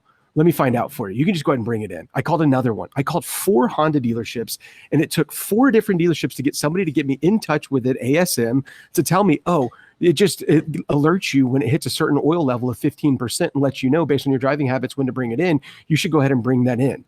Didn't ask for an appointment, didn't ask for anything. And what I think this shows is that there is this huge competitive opportunity for us in fixed ops to absolutely kick the crap out of our competition, because we know when you mystery shop them that they're all doing a fairly mediocre job in your backyard. And what that means is that if I'm the first one to present information to a customer that's useful and relevant and helpful, it inspires that customer to want to do business with me. Guess where I took my car to get the oil change? It was an extra 15-minute drive to go to the one that told me what it was, but I went there because like, these guys know what's going on. I'll take it to them. And so what I think this means is that we have this massive opportunity to deliver information fast to consumers that's helpful. And whether that's through digital tools or through our BDC processes, the byproduct of that is we're going to get more customers and they're going to be less price sensitive because they trust us. So my Honda Odyssey tale from the other day, I was trying not to avoid new tires at Costco. So I called a local Honda dealership, asked for the parts department, left a message, and I have not gotten a call back. So there is a lot of low-hanging fruit out there that just isn't being picked. I like that we're in the Honda Odyssey brotherhood, Dave. Yeah, it's grandkids for me, but they are most valuable. So let's get back to the photo video thing, because again, that just seems so simple. I know, Tully, you're a big believer. Can you just, not only, we know you believe in the technology, but talk about the process and your journey to where you are right now.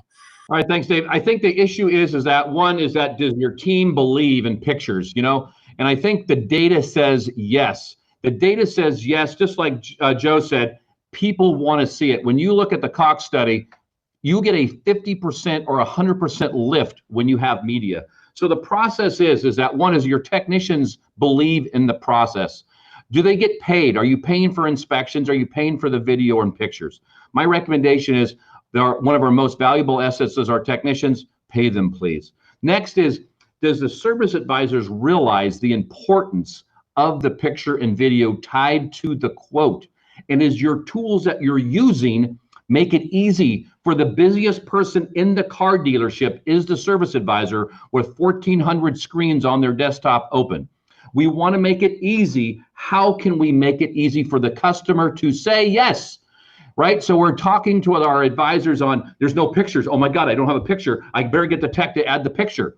That's what we want. And then we can monitor and say, are we sending quotes out to our customers? But it really starts, and I think Sarah brought this up, is it starts with making that appointment. And then when it gets checked in, are we setting the expectation that I'm going to send you an inspection report with pictures to your cell phone to let your thumb say yes?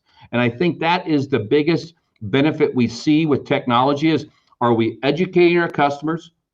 Pricing up front's huge. Are we taking those pictures? Is your service writer team bought in hook, line, and sinker? And then are we telling our customers in the driveway that it's easy to say yes to all those repairs with pictures? And of course, if you need to talk to me, hit the phone button and I will pick it up. Ed, Sarah, where are you on your text video? And talk a little bit, if you could, about text versus video. Is the video angle that much more beneficial than just simply photos? The video piece of it, or I'll take that. And the first, I want to go back and talk about building value. We got to build value within our, like Tully talked about, with getting our people to believe in it. He's got some tenured staff there. If our people do not believe in it, there's no way possible they can make our customers believe in it. So we have to build that value with our own teammates, and then that transposes over to our customers. And building that value, there's a lot of elements that come into place on that. If Jim was looking for that flight to China and the only thing that showed up there was a first class flight, he's going to look at that and think, man, that's crazy. But if he has a choice, he may still choose first class, but now he has a choice because he knows the perceived value of that first class flight. But different things require different. So some things a picture may suffice what needs to take place. So I can show you a picture of a frayed belt and send that with the estimate, and that's probably going to sell that job. Now, a spark plug can have 125,000 miles on it, needed to be replaced 25,000 miles ago, but to look at it, it looks perfectly fine because you don't necessarily see the tip of it that's worn down on it. So that's when some verbiage in a video explaining why it needs to be replaced comes along with it to build that value. But those are the tools that really helps you drive that home and make the sale. Sarah? Well, like Ed and Tully said, so the devil is in the details. You know, I hate to say that, but seriously, you have to, the service BDC and the service advisors in stores that are doing a great job at having both. You have offense and defense. You're both on the same team, but really, if you screw up the first part of that phone call or that price shop, you erode trust throughout the whole rest of the process. So for us, like if we have someone that calls in specifically wanting a tire quote, what we do is the BDC handles that quote. They handle the whole entire thing. There's no transferring to the parts department. There's no going to the advisor to find out how much labor is. The BDC is trained to know exactly when that customer calls in and the word price comes out of their mouth, what the next steps of the process are, and they have the tools and the resources available to them from the technology standpoint to accurately quote and price that out to the customer, and then go ahead and send the quote to the customer directly. So for a customer to have that tire quote, not only in a verbal conversation, but then also get it to their email, get it via text message, and they have the exact, brand, model, everything for that tire priced out to the penny. Then when they come into the service department and they already have those tires ordered for them, they're ready to go. It just creates that whole continuity of trust when the advisor then, if there are any additional recommendations, like, hey, while we're in, let's do brakes. I'm looking at this, and you also need an alignment. What about a balance? It just continues that trust continuity, so it enables the customer to have a seamless experience. It also sets up the expectation from the time parameter. So one of the important things that a good BDC will do to tee off the technology piece is set up the right expectations for how long the customer is going to be there. One thing that happens a lot in dealerships that don't have that process is I might come in as a customer for an oil change, and Tully and Ed's team might present me this great thing about a belt that I need. But if I don't have time to do it, then I've got to figure out another time to come back and do it. But if you have a trained BDC that can have that conversation up front and say, okay, in addition to your oil change, are there any other concerns that you'd like us to look at while they're in? If they say they're hearing a noise or that there's something going on with the car and they're not sure if it's needing something, we can set up that expectation that we're going to look at it. And then the advisor is set up to have the right conversation with the customer and continue that on forward.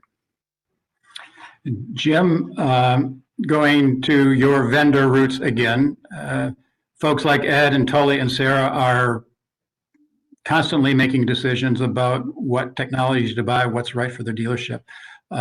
Yes, they can make the choices on their own, but it's also really beneficial, I think, to have some buy-in from the staff before this technology is thrust on the dealership. So what recommendations would you have for fixed ops managers out there to get the buy-in from colleagues before actually making the purchase decision? Sure. Well, let me throw some quick numbers at you to demonstrate what my eventual point will be. So these numbers are from a mass market brand and came to me through a recent conversation with our friends from MyKarma. The videos opened an average of 86% of the time. The results from those video opens, CP sales increased 24%, which I don't think anyone would be surprised at. The repair order time to completion fell 26% because you're not sitting around waiting for a hold for authorization. Consumers are opening that video and saying, yes, as Tully said, hit it, approve it with my thumb and away you go. And what that caused, Dave, was loaner car usage to drop by 23%. So CP sales up, RO time down, meaning more cars are getting into the bays, and loaner car usage down. That's a trifecta. Who wouldn't want to hold that trifecta ticket, right? And this brings me around to my answer, yeah, exactly, to your question. You've got to look at results and not just dealership adoption results, but I've come around to this recently, but to consumer results. Now, let me give you a different tale without mentioning any names. The average appointment, so when Ed said about 20% of his customers are making online appointments, that's what tweaked this. The average appointment completion time, online appointment completion is 42%. Let's unpack that a little bit. A customer came to your dealer's website. They clicked on make a service appointment. So that is Gole, that's an intender. And almost 6 out of 10 abandon the process. So that's terrible. And they either pick up the phone and they call Sarah and her team, or they Google another service provider and they're lost. So that to me is an example of a technology fail. There is something in that process that is inhibiting success. If consumers don't want to use it, how can you convince your employees to use it? So you've got to look at the feature set and what their results are in other stores. Dig in and find out what their success ratios are. And then you can put hand on heart and take that to your people. And as everybody on the call knows, I always say, when it comes to implementing technology for the first time, you have to lead from the front. You've got to get out there. You've got to take it out of the drawer. You've got to use it yourself. You've got to show success so that you have credibility, and then hand it off to your people. Sorry for the long answer, but a little passionate about it. That's okay. Joe, you've been in every department of a dealership, and I think that points to something that needs to be pointed, and that is technology by itself isn't going to solve anything. You've got to have the processes in place and then blend those new tools into a solid process. Your thoughts? Yeah, I mean, there is no debate that consumers use video to make purchase decisions. I mean, think with Google released a study where they tracked a consumer through an entire auto buying purchase, and she watched 14 YouTube videos, right? And it doesn't mean that she's watching a walk around video of a car. She may be watching an installation video of how to put a car seat into that car. But the video influences consumer behavior. And the key for us in this industry is to make it so easy for our people to get those videos to the consumers, right? At the end of the day, you're tenured people in the service department. They're sending videos of their grandkids to their friends on Facebook. They know how to use technology, right? My mom is better at making videos on her phone and putting soundtracks and things together. And the reality is that we've got to stop giving ourselves that out, right? Your tenured people know technology. They use it all the time. And what we have to do as technology providers is make it so seamless and easy that it feels like everything else that they do, and it doesn't feel like new hoops for them to jump through. And if we do that and it works, guess what they do? They automatically adopt it into their systems and processes, right? Processes aren't something I define on a wall and hang up in my training room. Processes are like putting on a seatbelt. It's just what I do every time. And the way that we get them to adopt this in their processes is just to make it seamless and easy. Final question for the panel. As you know, service departments have not exactly been known as places of trust over the years. We all realize the potential for technology to change that. But what single thing would you recommend, starting with Tully, that would really help turn the tide in banking on technology to really make a difference in how service departments are viewed and how they operate?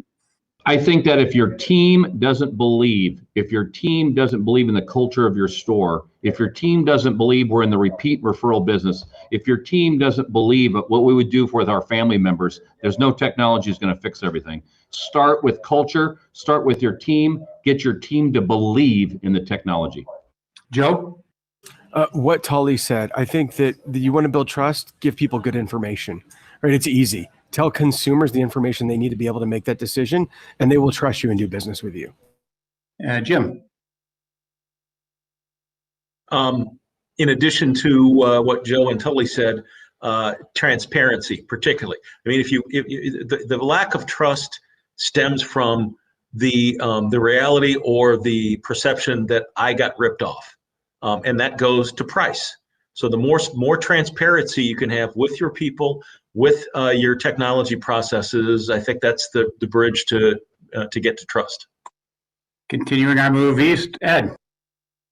So touching on both of those, process is where it happens. Technology does nothing without process. The process has to be there, and the technology enhances it. And then when those two are used concurrently, then the transparency, you start to build the transparency. And most of you guys have seen pictures of my place or whatever. I will show off anything to anybody at any time because I want to take them out and be very, very transparent with anything.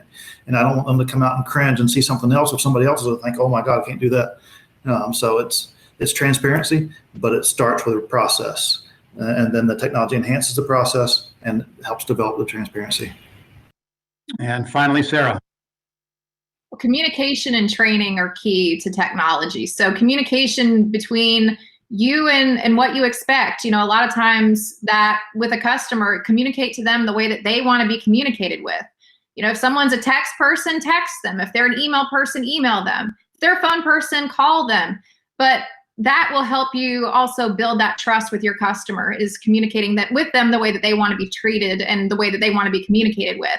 Training, that goes back into the technology itself. So many times the people that have these resources for technology have no clue how to use it and maybe only have one onboarding session, but then the rest of the time they're left to figure it out on their own. So having ongoing assessments to check in, see how stuff is working, having those vendor relationships, checking in with your partners there and see what new updates exist for the technology. Those are all critical too. Okay. Ted, I see you back on the screen. So I think our panel did a fantastic job. I just want to thank Sarah and Ed, Joe, Jim, and Tully for a fantastic discussion. And speaking for myself, we could have taken it for an hour or three. So thanks, everyone. Dave, you're so right. The panel did not disappoint. This was the all-star panel. And of course, I want to thank Tully. I want to thank Ed, my good friend Joe St. John, Jim Roche, and Sarah Vantine. And Dave, I think it's great for the business. This focus on fixed ops, especially, that's been coming and coming and coming. It's now at the forefront. And Automotive News, you've got a online virtual event coming up starting on July 13th, the Fixed Ops Journal Forum. Dave, tell us a little bit about that and how that's going to get rolled out and how we can sign up for that. Okay, well, we do it a little differently than the Fixed Ops Roundtable. We do it on consecutive Tuesdays over 5 weeks. It's going to be held on Tuesday afternoon, 2 p.m., I believe. So if you want to sign up, just go to automotivenews.com/FOJ forum and help, as Ted said, make the industry stronger in a different type of event. And I want to thank everybody on the panel for all of your hard work and diligence. We're all making fixed ops better and better. Dave Versical from Automotive News, thank you so much for being here, and thanks to our panel. Thanks, everyone. Wow, what a great job, everyone. Thank you so much. And Dave, thank you again. And folks, don't you even think about unplugging. Les Silver enters the Matrix next on the Fixed Ops Roundtable.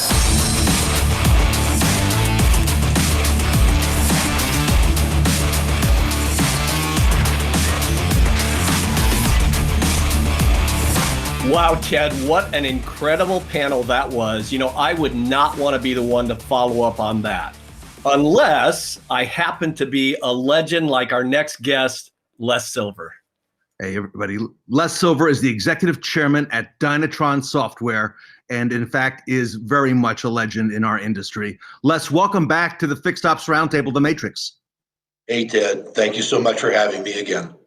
You know, you and I have been talking, and there's been talk in the industry for some time about some of the metrics that we use and have used historically. One of them is hours per RO, and how maybe that's not the metric we should be talking about in our daily lives. And I know you've got a great presentation to take us through that. So with that, I'm going to let you take it away. Well, again, thanks, Ted. We want to know more about our operations, and we need to have measurements and metrics that tell us the real story. Hours per RO is one that's been used for a long time, but unfortunately, I view it as being something that's tragically flawed as a measurement. Now, why do I say that? Well, first of all, let me draw an analogy. There was a book in 2003 by Michael Lewis and a movie back in 2011 starring Brad Pitt called Moneyball. Hopefully most of you saw it because they're both great reads and great watching. The essence of the story was back in 2002, the Oakland A's were really stuck with a very limited player budget, and it prevented them from hiring and acquiring the kind of traditional talent at the price that the market would pay. The general manager, a guy by the name of Billy Bean, and an assistant GM, Paul De Podesta, determined that the typical measurement that has been used for almost 100 years of batting excellence, i.e. batting average, didn't really correlate to winning baseball games, because you don't get on the scoreboard from hits, you get on the scoreboard from runs. And they determined that the combination of on-base percentage and slugging percentage was a better predictor of runs scored and wins than was batting average, which was viewed as being a totally different approach to the way baseball was being managed. As a result of that emphasis, they were able to find and recruit people that nobody else wanted at a price that was much less costly. And they made it to the American League Finals that year. Actually, they also had a 20-game winning streak that year using these players with this type of evaluation. And their approach to player evaluation and recruiting, it's called sabermetrics. It actually revolutionized baseball. And since then, almost all of the teams have been using this revised measurement system as a way to assess talent and recruit. Hours per RO is to service management what batting average was to baseball, a measurement that was widely used but tragically flawed in its application. How come? Well, for a measurement to be useful, it needs to accurately reflect the performance of whatever it's intended to measure. If it's intended that the measurement be a high score is good or a low score is bad, it needs to do that consistently. Hours per RO is intended to measure sales performance of a service department, i.e., when hours per RO is high or rising, service sales performance should be high or increasing. And when hours per hour are low or decreasing, the sales performance should be low or decreasing. That would make sense. Is it the case? Well, unfortunately, the answer to that is no. And let me walk you through how that all works. What does high or low hours per hour tell you about the selling ability of a service department? In fact, nothing definitive. If it's high, there's two possible reasons. One is the service department is very good at selling service work of all sizes, or the service department is very poor at retaining low mileage customers and selling small jobs. So all they're getting is the big ones. The same thing applies for if it's low. What does it mean? Well, it means that it is either that they're good at retaining low mileage customers in selling small jobs like oil changes and maintenance, or they're very poor at keeping high mileage customers and selling the big ones. So without further analysis, just given a number, when somebody says, my hours per repair order are 3, I go, tell me more. Because unless you understand the real situation, you have no idea whether that metric is telling you something that's positive or just showing you the results of something that's negative. How are hours per RO actually calculated? Well, usually you'll have 3 separate hours per RO measurements. You'll have hours per RO in CP, you'll have hours per RO in warranty, and you'll have hours per RO internal. So you've got 3 separate. For each one, the labor sales in that category divided by the effective labor rate in that category divided by the number of ROs equals the hours per RO. The first problem is that the number of ROs itself is very misleading. Let me explain how that works.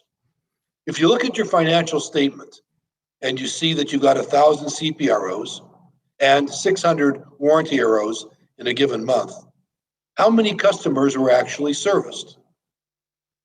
The answer is impossible to know. How come? The number of ROs that appear on the financial statement aren't the number of customers, but they're a number of postings to the CP labor account. So an RO that has both CP and warranty work, in fact, is counted twice. Once as CP and once as warranty. If all of the warranty ROs also had CP, the actual customer count would be 1,000. Have we figured that out? From the 1,000 customers, we'll go into a little bit more detail on that. If none of the warranty ROs also had CP, there would in fact be 1,600 customers. So when we look at that particular shop in that particular month, the actual count of customers is somewhere between 1,000 and 1,600, but you don't know what it is. Assume now that there are 3 scenarios. One, of the customers that came across the door, 800 of those customers, they bought CP only. So they were tick marks in the CP posting account. 400 customers bought warranty only. They would be tick marks in the warranty count. And 200 customers bought both CP and warranty. The result of all of that is the 800 plus 200 is the 1,000 CP postings on the financial statement, and the 400 plus 200 equals 600 warranty postings on the financial statement. These were all happening though with 1,400. The 800 customer pay only, the 400 warranty only, the 200 in both categories. The actual count of customers that crossed your door were 1,400 actual customers. What is the CP hours per RO? Well, assuming the labor sales were 200,000 and the CPLR was $85, the hours per RO would be calculated at 2.35. That's 200,000 divided by the 85 divided by the 1,000 postings, 2.35 hours per RO. Now, what happens if you decided that you're going to really focus on sales and without adding any customers at all, you sold to the warranty only customers some additional small job? So for example, you were successful in selling to 300 of the 400 warranty only customers another $40 in additional CP labor. No new customers, just a little bit more emphasis on the warranty only customers to sell them some CP. What's the result? Your CP labor sales goes up. 300 customers, $40 each. You sold $12,000 more work. That's good news. That's a very positive outcome. Now what happens to your CP hours per RO? Well, let's look at the additional of the case of adding sales to warranty only customers. You added 12,000 sales, so your CP labor sales went from 200,000 to 112,000, good news. ELR stayed the same, but your postings, without any more customers, went up by 300. So instead of 1,000, it's now 1,300. And when you do the math, the hours per RO, in fact, dropped. Selling more to those customers reduced the hours per RO. Now, if you have a pay plan that's based on hours per RO, how inclined are you going to be to make the effort to sell those warranty-only customers small CP jobs? Probably not at all. In fact, the fact that it increased got hidden, and it looks like it decreased. We often find situations where the dealer comes back from a 20 group, and in the 20 group, he was exposed to a pay plan that rewards an increase in hours per RO. What's going to happen? He's going to get that hours per RO increase. Example, way back when, 1984, I was working with two very large high-profile dealers in Toronto. We put together a contest to help them focus on sales, and it was called a steak and beans contest. It was something that at the time in those years was often done in the sales department, but seldom, if ever, done in service. It was a 2-month contest, and at the end, there was an awards dinner where the dealer principal, service management team advisors all attended. The winning team got to eat steaks, while the loser team got to eat a plate of beans. It was a fun event. On the winning team, the leading advisor increased his hours per RO from 1.8 to 3.9. And everybody thought, wow, what a hero. How did he do it? Stop selling the small jobs. Just like selling the small jobs can decrease it, stopping selling small jobs can have the opposite effect. So what's the effect of stopping the sale of small jobs? Well, let's assume that the service advisor didn't sell small jobs to that group of customers that bought both CP and warranty, i.e. $15 in labor on 100 of those customers. How would that affect the hours per RO? Well, first of all, the negative is it would reduce sales by $1,500, but it would also reduce the number of CP postings by 100 because it would no longer be posted to the CP account in addition to the warranty account. That result, sell less, have hours per RO bounce up.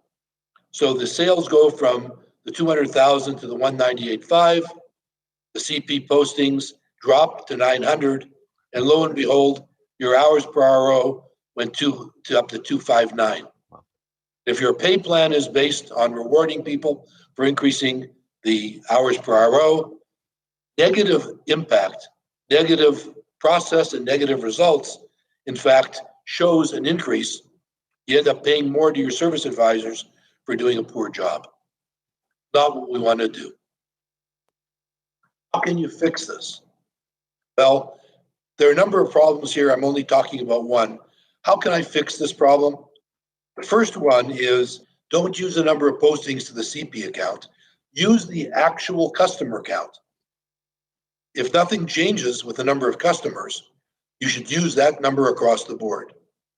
So if you do this, selling more will increase the hours per RO and selling less will decrease it every time. So you can eliminate that anomaly. Now, in your base case, the reality is you never were at that 2.39 hours per RO. The 200,000 divided by the 85, if you divide it by the real customer count, your real hours per RO were 1.68. You've got to count every customer when you're dividing. By the same token, when you increase sales to that warranty-only customer, it went up, as it should. Increasing sales should show a better result in your metric. It will go to 1.78. Decreased sales, the same way, would drop it. So from the 1.68, decreasing sales drops it to 1.67.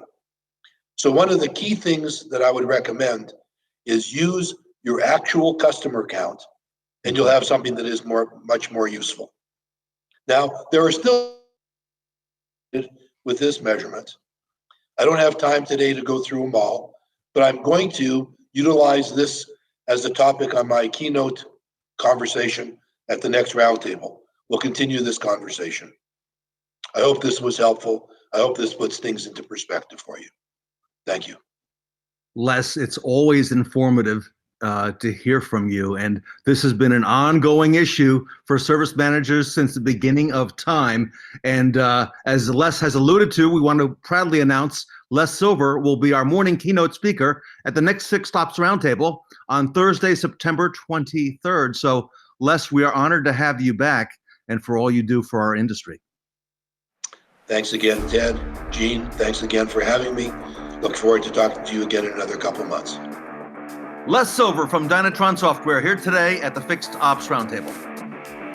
Thanks, Les. And stay with us, everyone. A special announcement regarding our good friend Sarah Vantine is just ahead at the Fixed Ops Roundtable.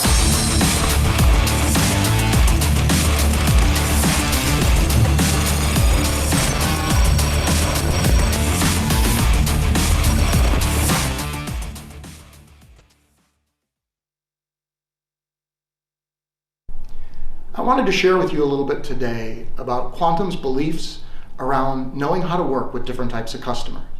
I grew up selling cars in Chicago, and selling cars in Chicago taught me that when the Cubs customer came in, and I had to know how to work with that customer.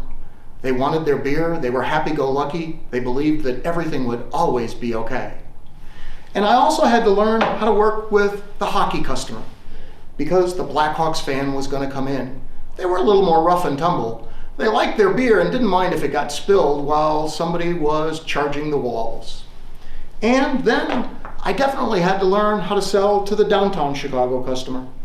They came in straight from the Board of Trade or a bank, and they wanted to know how we made the beers. And last but not least, in Chicago, you are definitely going to meet some of the customers that came straight from Lake Michigan. They were on their boat. They wanted to have a beer, and they definitely wanted people to know it was a great one.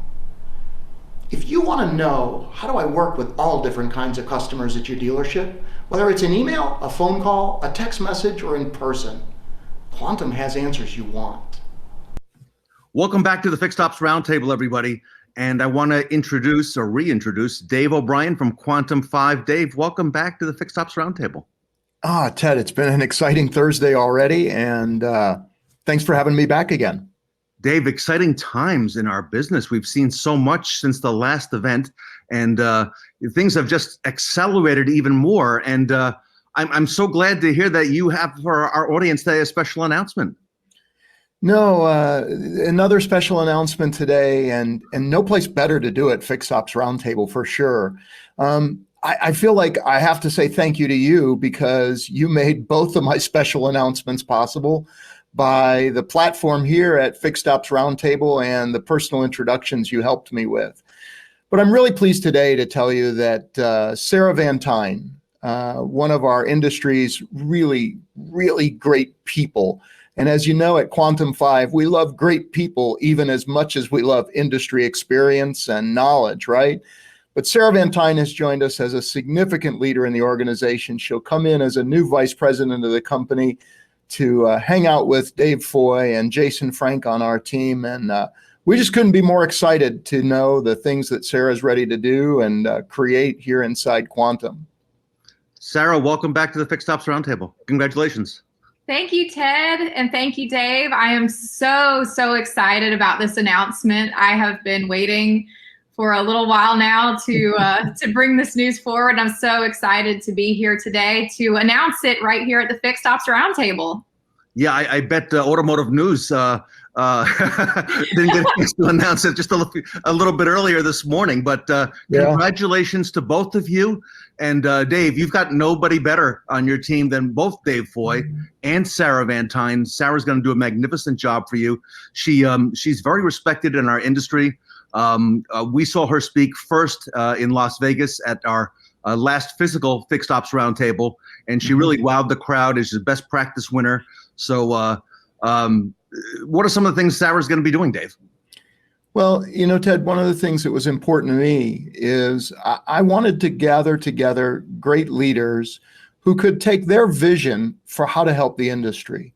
And so nobody should be surprised that Sarah has a vision for not just to how do we help BDC, But how do we help those humans in the BDC? How do we help them succeed and have the opportunity?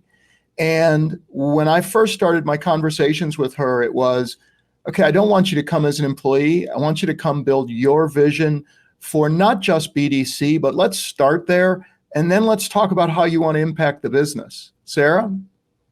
Yes, that has been such an amazing opportunity for me. And I'm so thankful that Dave and I have had these conversations that's led up to this point. And I'm really, really looking forward to making such a big impact within our industry, especially, women in automotive, continuing that development and growth.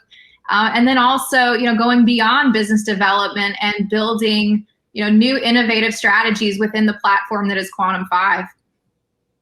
Sarah, you're one of the great leaders in our industry, and congratulations to you again. Congratulations to Dave O'Brien, and congratulations to Quantum 5.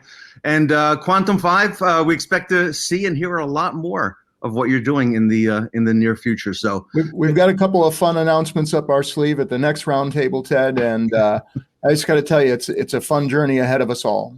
All right, Dave O'Brien and Sarah Vantine here at the Fixed Ops Roundtable. Thank you.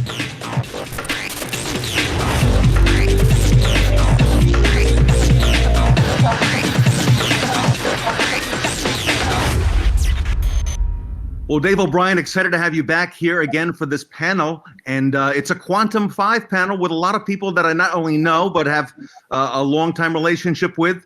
Want to welcome back, of course, Dave O'Brien and Dave Foy, now Vice President of Quantum 5. Dave, thank you so much for being here today. Sarah Vantine, welcome back again, now of Quantum 5. Jason Frank, another best practice winner here at the Fixed Ops Roundtable from Quantum 5. And to moderate this panel, she needs no real introduction, is Laurie Halter of Charisma Communications. Laurie, welcome back to the Fixed Ops Roundtable. Thank you so much. And I'm just going to jump right in because I know that we have a lot to cover. All of the participants, I'd like you to answer this first question. We're talking about the evolution of the service department and the BDC. So what do you think is the top hurdle facing our fixed ops teams today? And Dave O'Brien, I'm going to start with you. Oh, thanks so much. I think one of the things that comes to my mind right away is you've got this increasing OEM pressure on retention, and they seem to have realized how important advisors and fixed ops is in the retention process. At least they're admitting it, talking about it loudly. And I think the ability for advisors to build relationships that really, really last is right there at the evolutionary forefront of what we got to be working on. Good. Jason, what do you think? Well, exactly, Dave. Thanks for bringing that up because it is the forefront. They're the first people to contact the customer. The building of the relationship has been so transactional in the past that it's not that we're being forced to be consultative. We have to be. We truly have to be. In order to drive lifetime retention, we have to build those relationships that cement those business transactions that become consultative. Absolutely. And Sarah, the newest member of our team, what can you add to this discussion? Well, so BDC, of course, is my passion, but even more so today, that is going to be so critical to the development of your organization and fostering those customer relationships. So one of the most important things that you can do is have a cohesive communication strategy between the phone and your service advisors. So when a customer calls in, they get the same experience start to finish in that phone call where they feel informed and where they get all the information and their appointment scheduled and all the expectations set up front. So when they come in and the service advisor goes through the rest of the process, they're already aware of what's going to take place next. And that's just going to continue to grow your retention and build your business. Absolutely. Such a great point. And Dave Foy, I know you're a big fan of this as well. What would you say? Yeah, I want to touch on the same thing everybody else has talked about, which is retention. We have enough processes for our service advisors. What they need is skills around building those relationships with their customers so that they can have that lifetime value and have those customers continuing to come back and ask for them inside the dealership. Well, excellent. And I think as we talk about retention, as we're all agreeing, there's so many things around that. So Jason and Dave Foy, I'd like to throw it over to you. What are some tools and solutions that you're seeing in the industry that can help our service advisors bring in more profit per transaction? Yeah, Laurie, I'll start on that. And so as I just said, there's plenty of processes, there's plenty of gadgets and tech out there to help advisors. The biggest thing that they need is skills around relationship building. We're teaching them how to discover the actual needs of a customer around what they plan to do with the vehicle and what's important to them, asking results-focused questions, going above and beyond the diagnostic questions that we have taught all our advisors how to use, teaching them to understand what's important to the customer, turn that around and use that for as they try to sell to that customer later. Jason, thoughts? Yeah, absolutely, Dave. And when you build that relationship and understanding a particular buying style of a customer early on, it bridges the gap for when the technician does his full inspection. And when you go back to that customer later on in the day, to be able to deliver exactly what the customer needs, the way the customer wants to hear it. Connecting the motivator of that customer from that morning when you had that conversation face to face, and then it shifts to a phone, text, video call to deliver what's needed on the car, to again bridge that understanding of the customer and becomes more consultative, eventually to the point where you deliver the car and you're building lifetime retention with that customer. They're going to leave saying, oh my gosh, these people really care about me and my car. That's what we're looking at. Absolutely. I think it's so key. And Sarah, you talked in the first answer that you gave about starting from the very beginning of the transaction. So let's talk about the BDC department. What have you seen that works, and how can our teams really build that retention from the very first moment that the customer calls into the service department or BDC? Yes. So the most important thing to all of this is going to be training, but not just training, a real understanding of where to go with the customer as the phone call progresses. So one of the biggest things in a BDC that you have to be proactive and aware of with your team is that customers will ask all kinds of questions during what should be the process of that appointment phone call. They may have price questions. They may need to know something like, how much are my tires going to be for this service? How much is a brake job? What can I expect in terms of the duration of this recall? How long am I going to be there?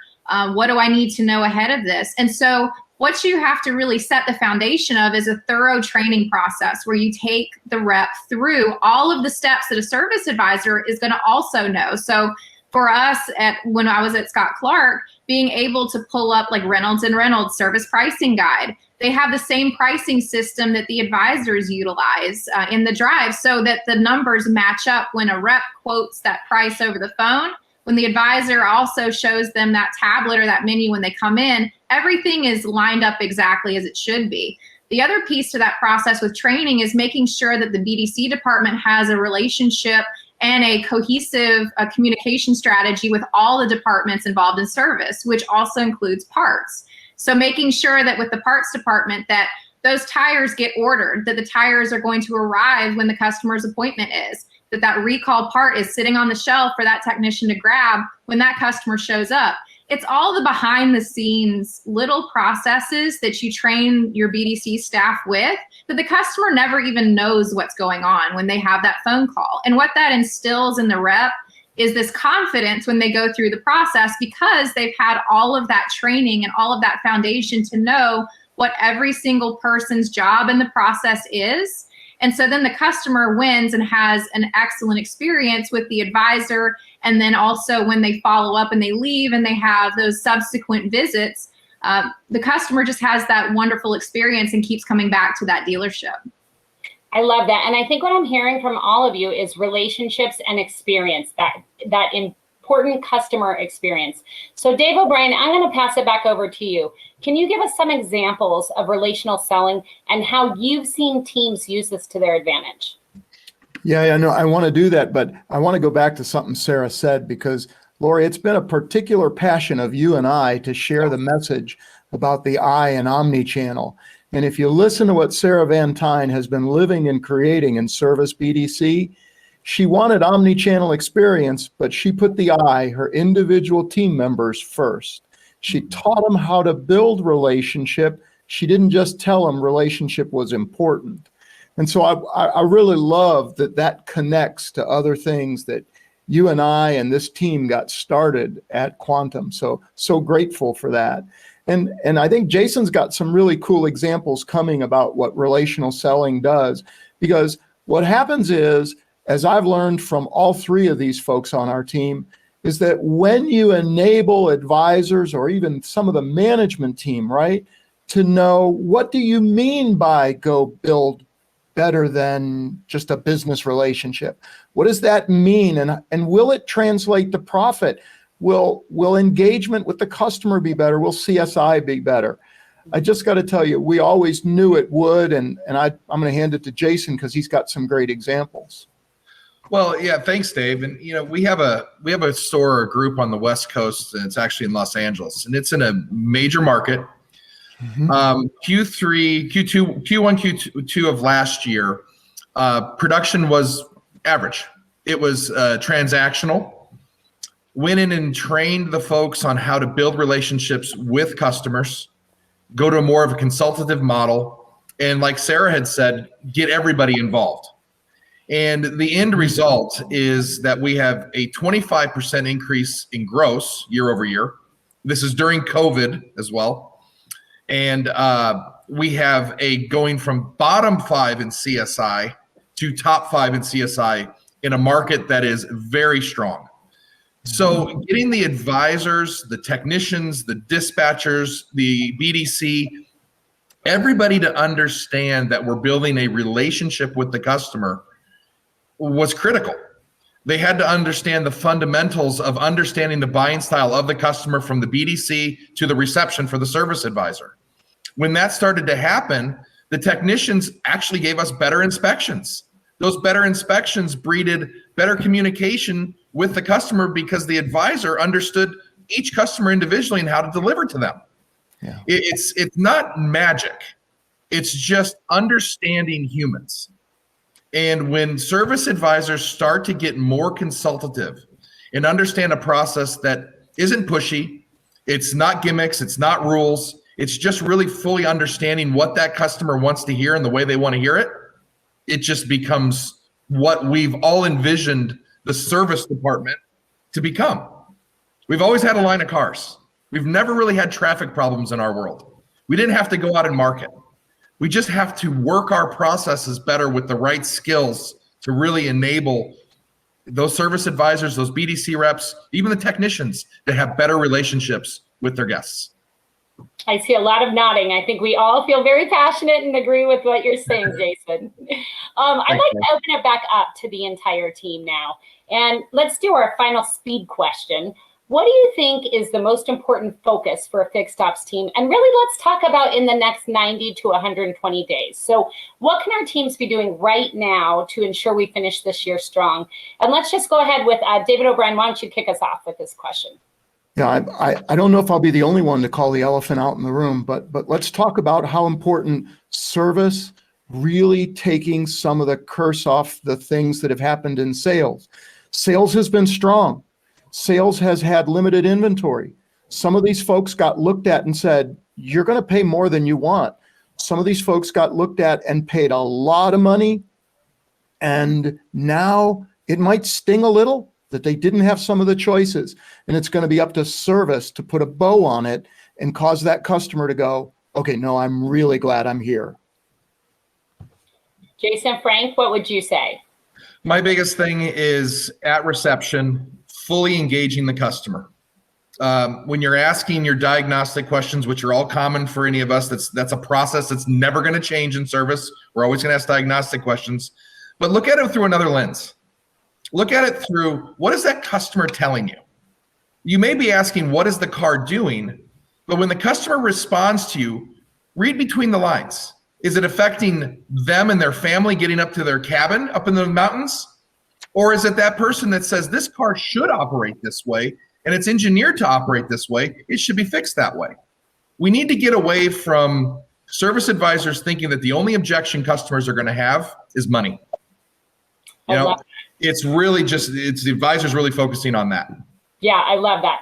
Dave Foy, I'm sure you can second that. Yeah, absolutely. I'll second and third it with what Dave O'Brien said. In the next 90 to 120 days, another elephant in the room is the fact that things are going to change, right? We all learned that in 2020, and we're riding a pretty good wave here now, and that will change. And when that changes, you need to know that you have invested in your team with the tools that they need to continue to thrive in this new environment that is eventually going to come up. Right now, business is great, and obviously there's probably some dealerships that are looking and saying, why should I do any training? We're making a lot of money. That will change, and times will become tougher. And if you have invested in your team, then that next 90 to 120 days puts you in the leader, puts you in the driver's seat rather than running from behind. I love it. And now let's turn to our newest team member, Sarah. Sarah, what do you think will happen in the next 90 to 120 days for our teams? So the most important thing that you can do to finish out this summer and going into fall strong is going to be a proactive outbound communication strategy. Going after the customers that are already in your database that need to have service performed or have open recalls or have things going on. Right now, because we have such an influx of customers calling us inbound, a lot of dealerships are kind of sitting back content. They don't want to overwhelm their shops. But actually now is the time to continue to build that momentum and keep establishing those relationships with your clients by proactively going after them.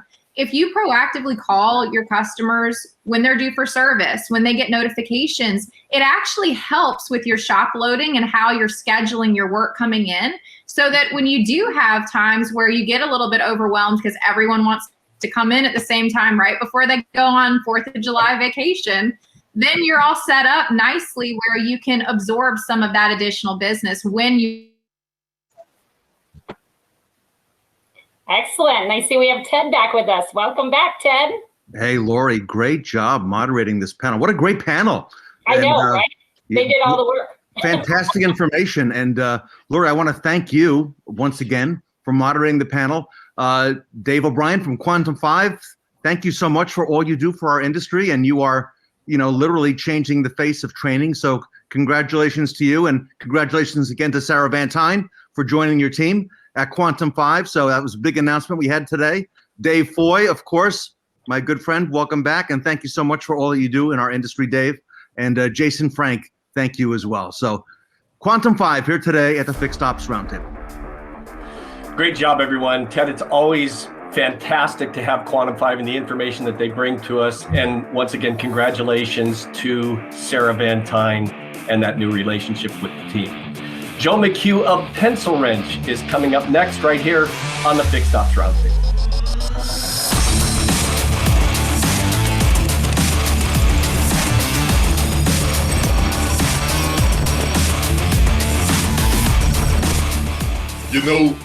I haven't only played a Terminator. I've also been a superhero, a kindergarten cop, and a character a lot like Neo when I played Quaid in Total Recall. And speaking of recalls, get ready for a surprise with Sean Reyes from Recall Masters. But first, it's Joe McCue with some incredible technology called Pencilwrench. What if this really is a dream?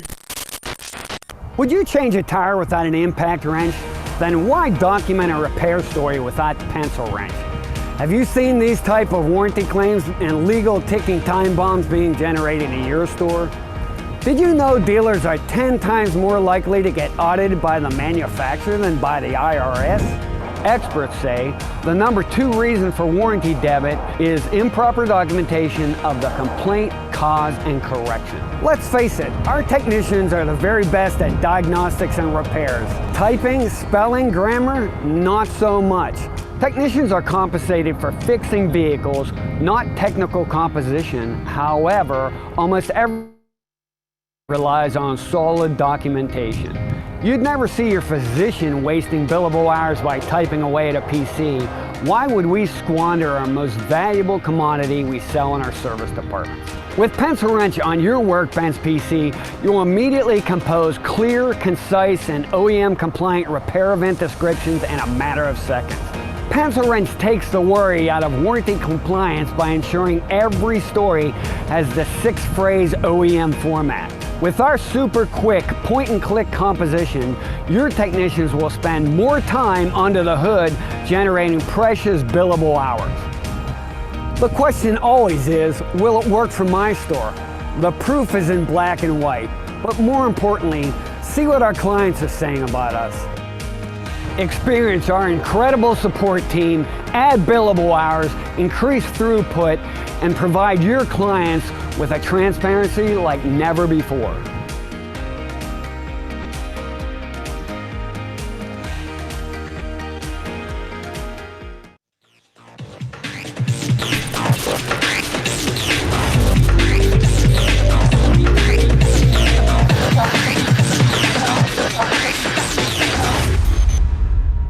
Well, Ted, it's always great to hear from Dave Foy. And now I'm really excited to welcome our next guest, especially because this is the Matrix and it's all about technology. Joe McCue, welcome to the Fixed Ops Roundtable. Hey, Gene, thanks, man. I'm excited to be here. Everyone, Joe McCue is the founder and the partner at Pencilwrench. And Joe, you have been on the radar for some time. We've been watching you here at the Fixed Ops Roundtable, and you're making some great inroads. So welcome to the event. Thank you so much, man. I'm honored to be here, Ted, and part of this presentation. Joe, you've made some great strides in technology, and you're doing a whole lot for our industry. So I thought I'd start off first time here at the Fixed Ops Roundtable. Tell us a little bit about yourself and what are the origins of Pencilwrench? Okay, great question. So I'm a car guy, Ted, and I started in a dealership as a technician back in 1979. And, through those years, man, over 30 years in the industry, I always wanted to be a professional, right? And, I've held like, almost every single position in a car dealership, inclusive of vice president, general manager. And, we moved around a little bit, but, no matter where I went, Ted, man, I wanted to suit up and be a consummate professional, right? And, so the pain point for me was, we love our technicians, right? They're incredible guys. There's nobody like them. And, but when they write their stories, those stories show up on the DMS system for our customers. And, some of them don't type so quickly. They don't spell so good. And, and number three, they don't like to type, Ted. They want to fix cars. And so about 7 years ago, I thought, man, there's got to be a better way. And, we started Pencilwrench. Well, Joe, who better than a former technician to know what the pain points are at the dealership and how to improve the process? So tell our audience, what exactly is Pencilwrench? So Ted, have you ever considered how much time technicians waste, typing their stories every day? And if you multiply that by the number of technicians in each store, by the number of stories that they need to, or that are necessary, it's a huge number, right? So, Pencilwrench is an innovative point-and-click software which enables technicians to compose OEM compliant stories in a matter of seconds, right? So, with Pencilwrench, our dealers are immediately saving anywhere between 20 and 120 additional billable hours every month, right? So, Pencilwrench is designed so it automatically formats the stories with the 6 phrases that every OEM needs when considering payment for a warranty claim. And, what's really cool is Pencilwrench is very interactive.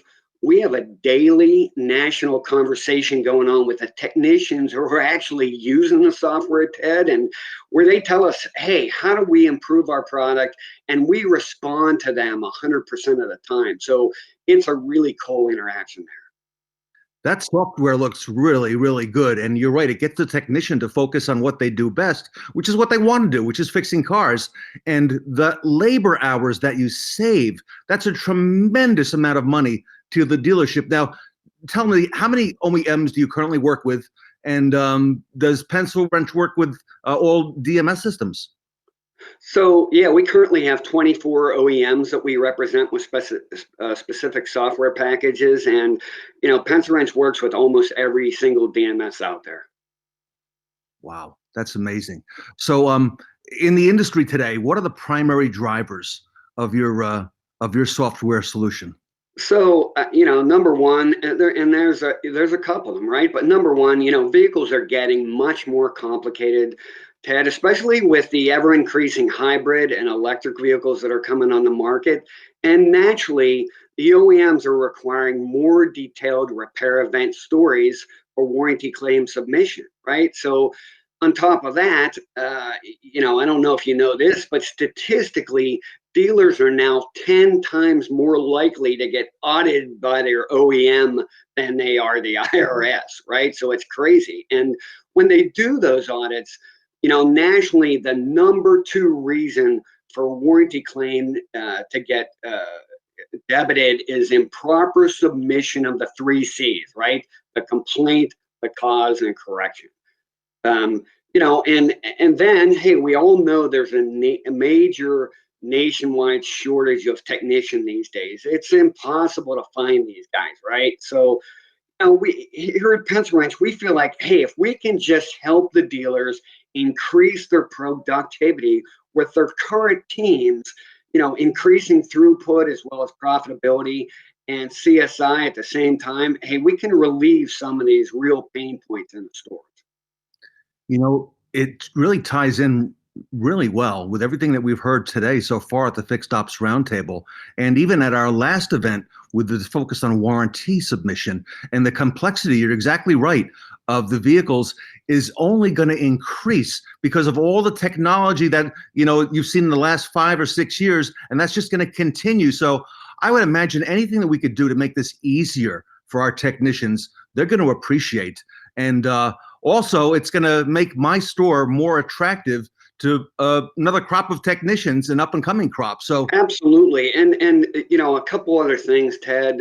We're finding a lot more technicians coming in that English is really their second language, right? Yeah. And hey, these guys are tremendous technicians. However, in many cases, man, they can speak the lingo, but they really struggle when it comes down to writing the necessary repair event documentation, right? So bottom line, dealers of today are under more pressure than ever to, increase overall sales, vehicle throughput, maintain strong gross profit and customer satisfaction. And, our dealers have always, those smart managers are always taking those typical steps, right? Like, hey, we're going to focus up on the service drive process, make sure we capitalize on every sale, hiring additional technicians, right? If you can find them. The other choice is, hey, we're going to extend the service hours. Then, of course, strengthening the quality of work. Let's train our technicians to make sure that car is fixed the first time, doesn't come back. And, lastly, tightening up warranty claim processes, Ted. And, so at Pencilwrench, we're just presenting an easier, more innovative method to meet some of these demands. And, the cool thing about it, Ted, in sales, it's really fun.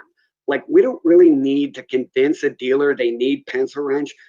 These problems that they're having are daily pain points. So when they see our software in action, man, it's truly an aha moment where, it's fun. They're just seeing that screen and saying, wow, right? Joe, I'm glad you put up the visual to show you how easy and how comprehensive Pencilwrench is. And I see you all over on social media, on LinkedIn. It seems like every day you're in another big store and you're rolling out. So you and I've been talking for some time, I know. And like I said earlier, you've been on the radar for some time, but I really think that the time has come. And what you just mentioned about the language, okay, making sure that this is documented properly on that legal document, the repair order, which is part of the If it's warranty, it's the biggest growing part of the dealership's service business right now. What would you say are the biggest benefits for a dealer to consider doing this and going with a solution like Pencilwrench? Great question, man. So, number one, as stated, look, we're gonna enable them to save some major time. Again, anywhere from 20 to 120 billable hours each month, depending on the size of the store, right?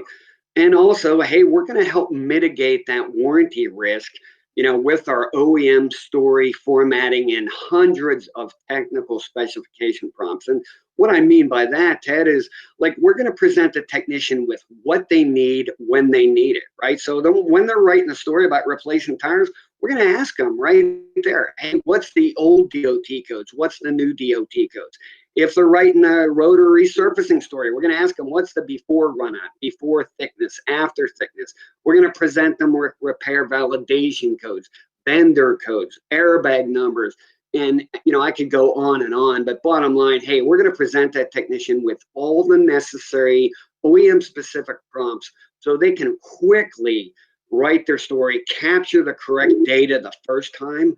And think of this, man, we don't even measure this time, right? But because of that, we also resolve the pain point where warranty administrators and managers are constantly chasing down technicians to correct these poorly written stories with missing data, right? So, lastly, when using Pencilwrench, the dealers are going to get, an invoice for their customers that's clear, it's concise, there's no acronyms and no misspelling. So a customer can read that invoice and say, wow, hey, that makes sense exactly what we did here, right? And, hey, we've known dealers have always struggled with consumer trust issues. So, hey, man, we're going to greatly increase the transparency to their customer, the value of repairs, right? And of course, customer satisfaction. Joe, you're covering all the bases here. I can't believe it took us this long to get you on the show. In fact, for the best practice award voting, everybody, keep this one in mind because they're hitting out of the park here at Pencilwrench. All right, finally, I think any solution is only as good as the level of difficulty to get started on using the tool. So tell us a little bit about that. How hard is it for a dealer to get started using Pencilwrench? We make it super easy, right? Firstly, we have a month-to-month no contract option. We always say, hey, if you don't love us, you can launch us, right? We earn our business every single month, right? Secondly, we feel like our pricing model is right on point, Ted. We enable dealers to get started based on the number of technicians, making it affordable to take advantage of the solution regardless of the size of the dealer, right? And, lastly, look, I grew up in a dealer, so we're laser focused on making it easy for the dealer management team. We're not going to send them a website and they're going to have to figure out, hey, how do we add users? How do we do this? How do we do that? When they get our software solution, Ted, it's totally complete, right? And so, our kickoff and training process, it doesn't involve long, exhaustive meetings, which, takes the technicians and the managers away from their primary task of generating billable hours.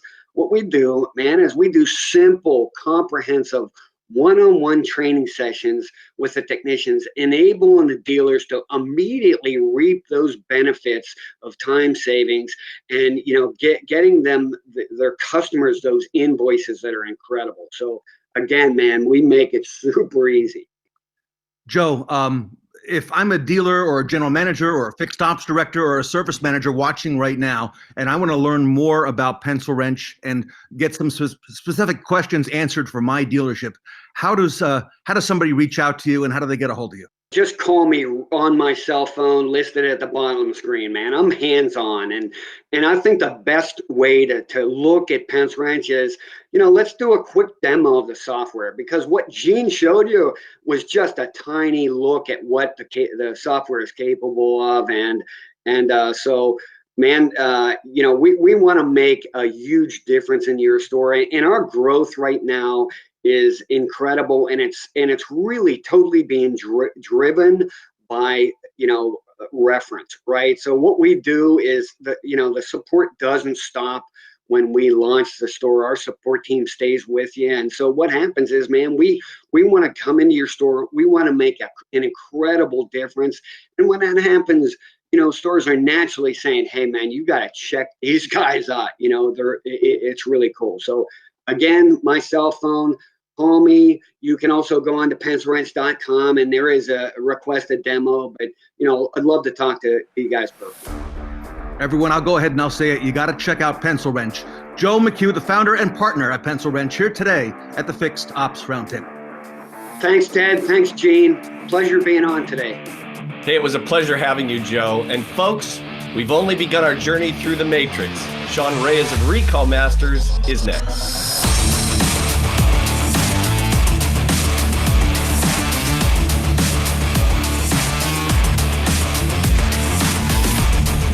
Well, Ted, we've successfully freed several hundred minds from the evil architect of the Matrix so far, and here to help us free a lot more is Sean Reyes.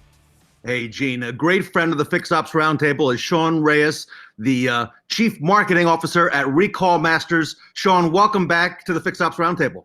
Thanks, Ted and Gene. It's an honor to be back here. I love you guys. Thank you for the invitation. The last time I was here, I introduced an impressive panel of dealers who were using recalls to kind of leverage the availability of what was out there in the marketplace. And I don't think any of us really understood just how much of an impact the pandemic would have, and really the influence that recalls would have in jump starting their business. So really excited to be here.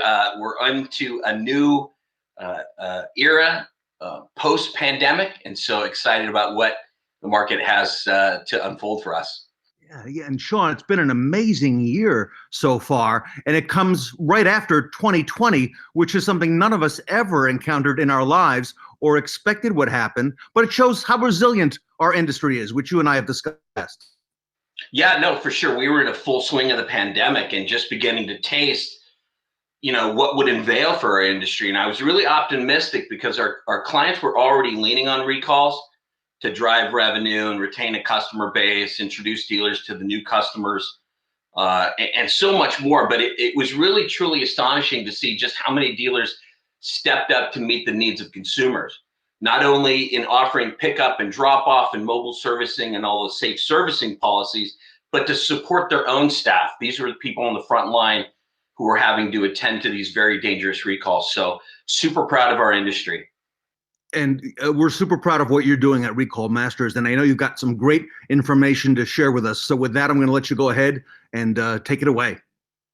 Thank you so much. So I'm really proud to present our 2020 State of Recalls. This is the 5th year of our running this report, which evaluates NHTSA and select OEM voluntary recalls for passengers, passenger cars and light trucks. So there's no motorcycles, no buses, no semi-trucks, or heavy transport. So this data is just absolutely in alignment with NHTSA with those filters applied, and just those vehicle segments that our dealer clients are most fixated on. And we started publishing this annual report, really help our staff and clients understand NHTSA's data, which is a massive data dump. It's somewhat difficult to understand how it translates to dealerships, much less how it translates to consumers. And NHTSA is really an agency that's trying to protect consumers. So we went a step further, plugging in the data points that really help us and dealerships apply these critical decisions and facilitate the repair and the removal of these unsafe vehicles from the marketplace. So while to some degree looking back on 2020 is kind of hindsight, it's really provides us some tremendous insight on the potential impact for the years to come. And this year is no different. We pulled up some really key information, and I'm happy to be here on the roundtable to unveil the top 5 trends in recall data that could impact service operations. So first, allow me to clarify the definition of a voluntary recall versus a NHTSA recall. Might be very familiar ground for most dealerships, but the subject is a bit controversial in our industry because we see recalls as bad for the brand, right? I don't think anybody disputes that, But if you ask consumers, they're more concerned about transparency and the resolution to these recalls. In fact, in our last consumer survey, 85% of consumers saw recalls as a natural byproduct of manufacturing. Keep that in the back of your mind, because just understand that we're heading into the deeper woods now. And this report is really going to focus on NHTSA recalls, but we do introduce voluntary recalls as a subset of this data, knowing that we're not able to extract every bit of this data. It's not publicly available, so it's information that we try to extract from our OEM partners. But it does take a lot to really pull this information out front. And for consumers, we're finding that this is the information that they need to help them make the decisions about when to head back into the dealership for servicing. So we take this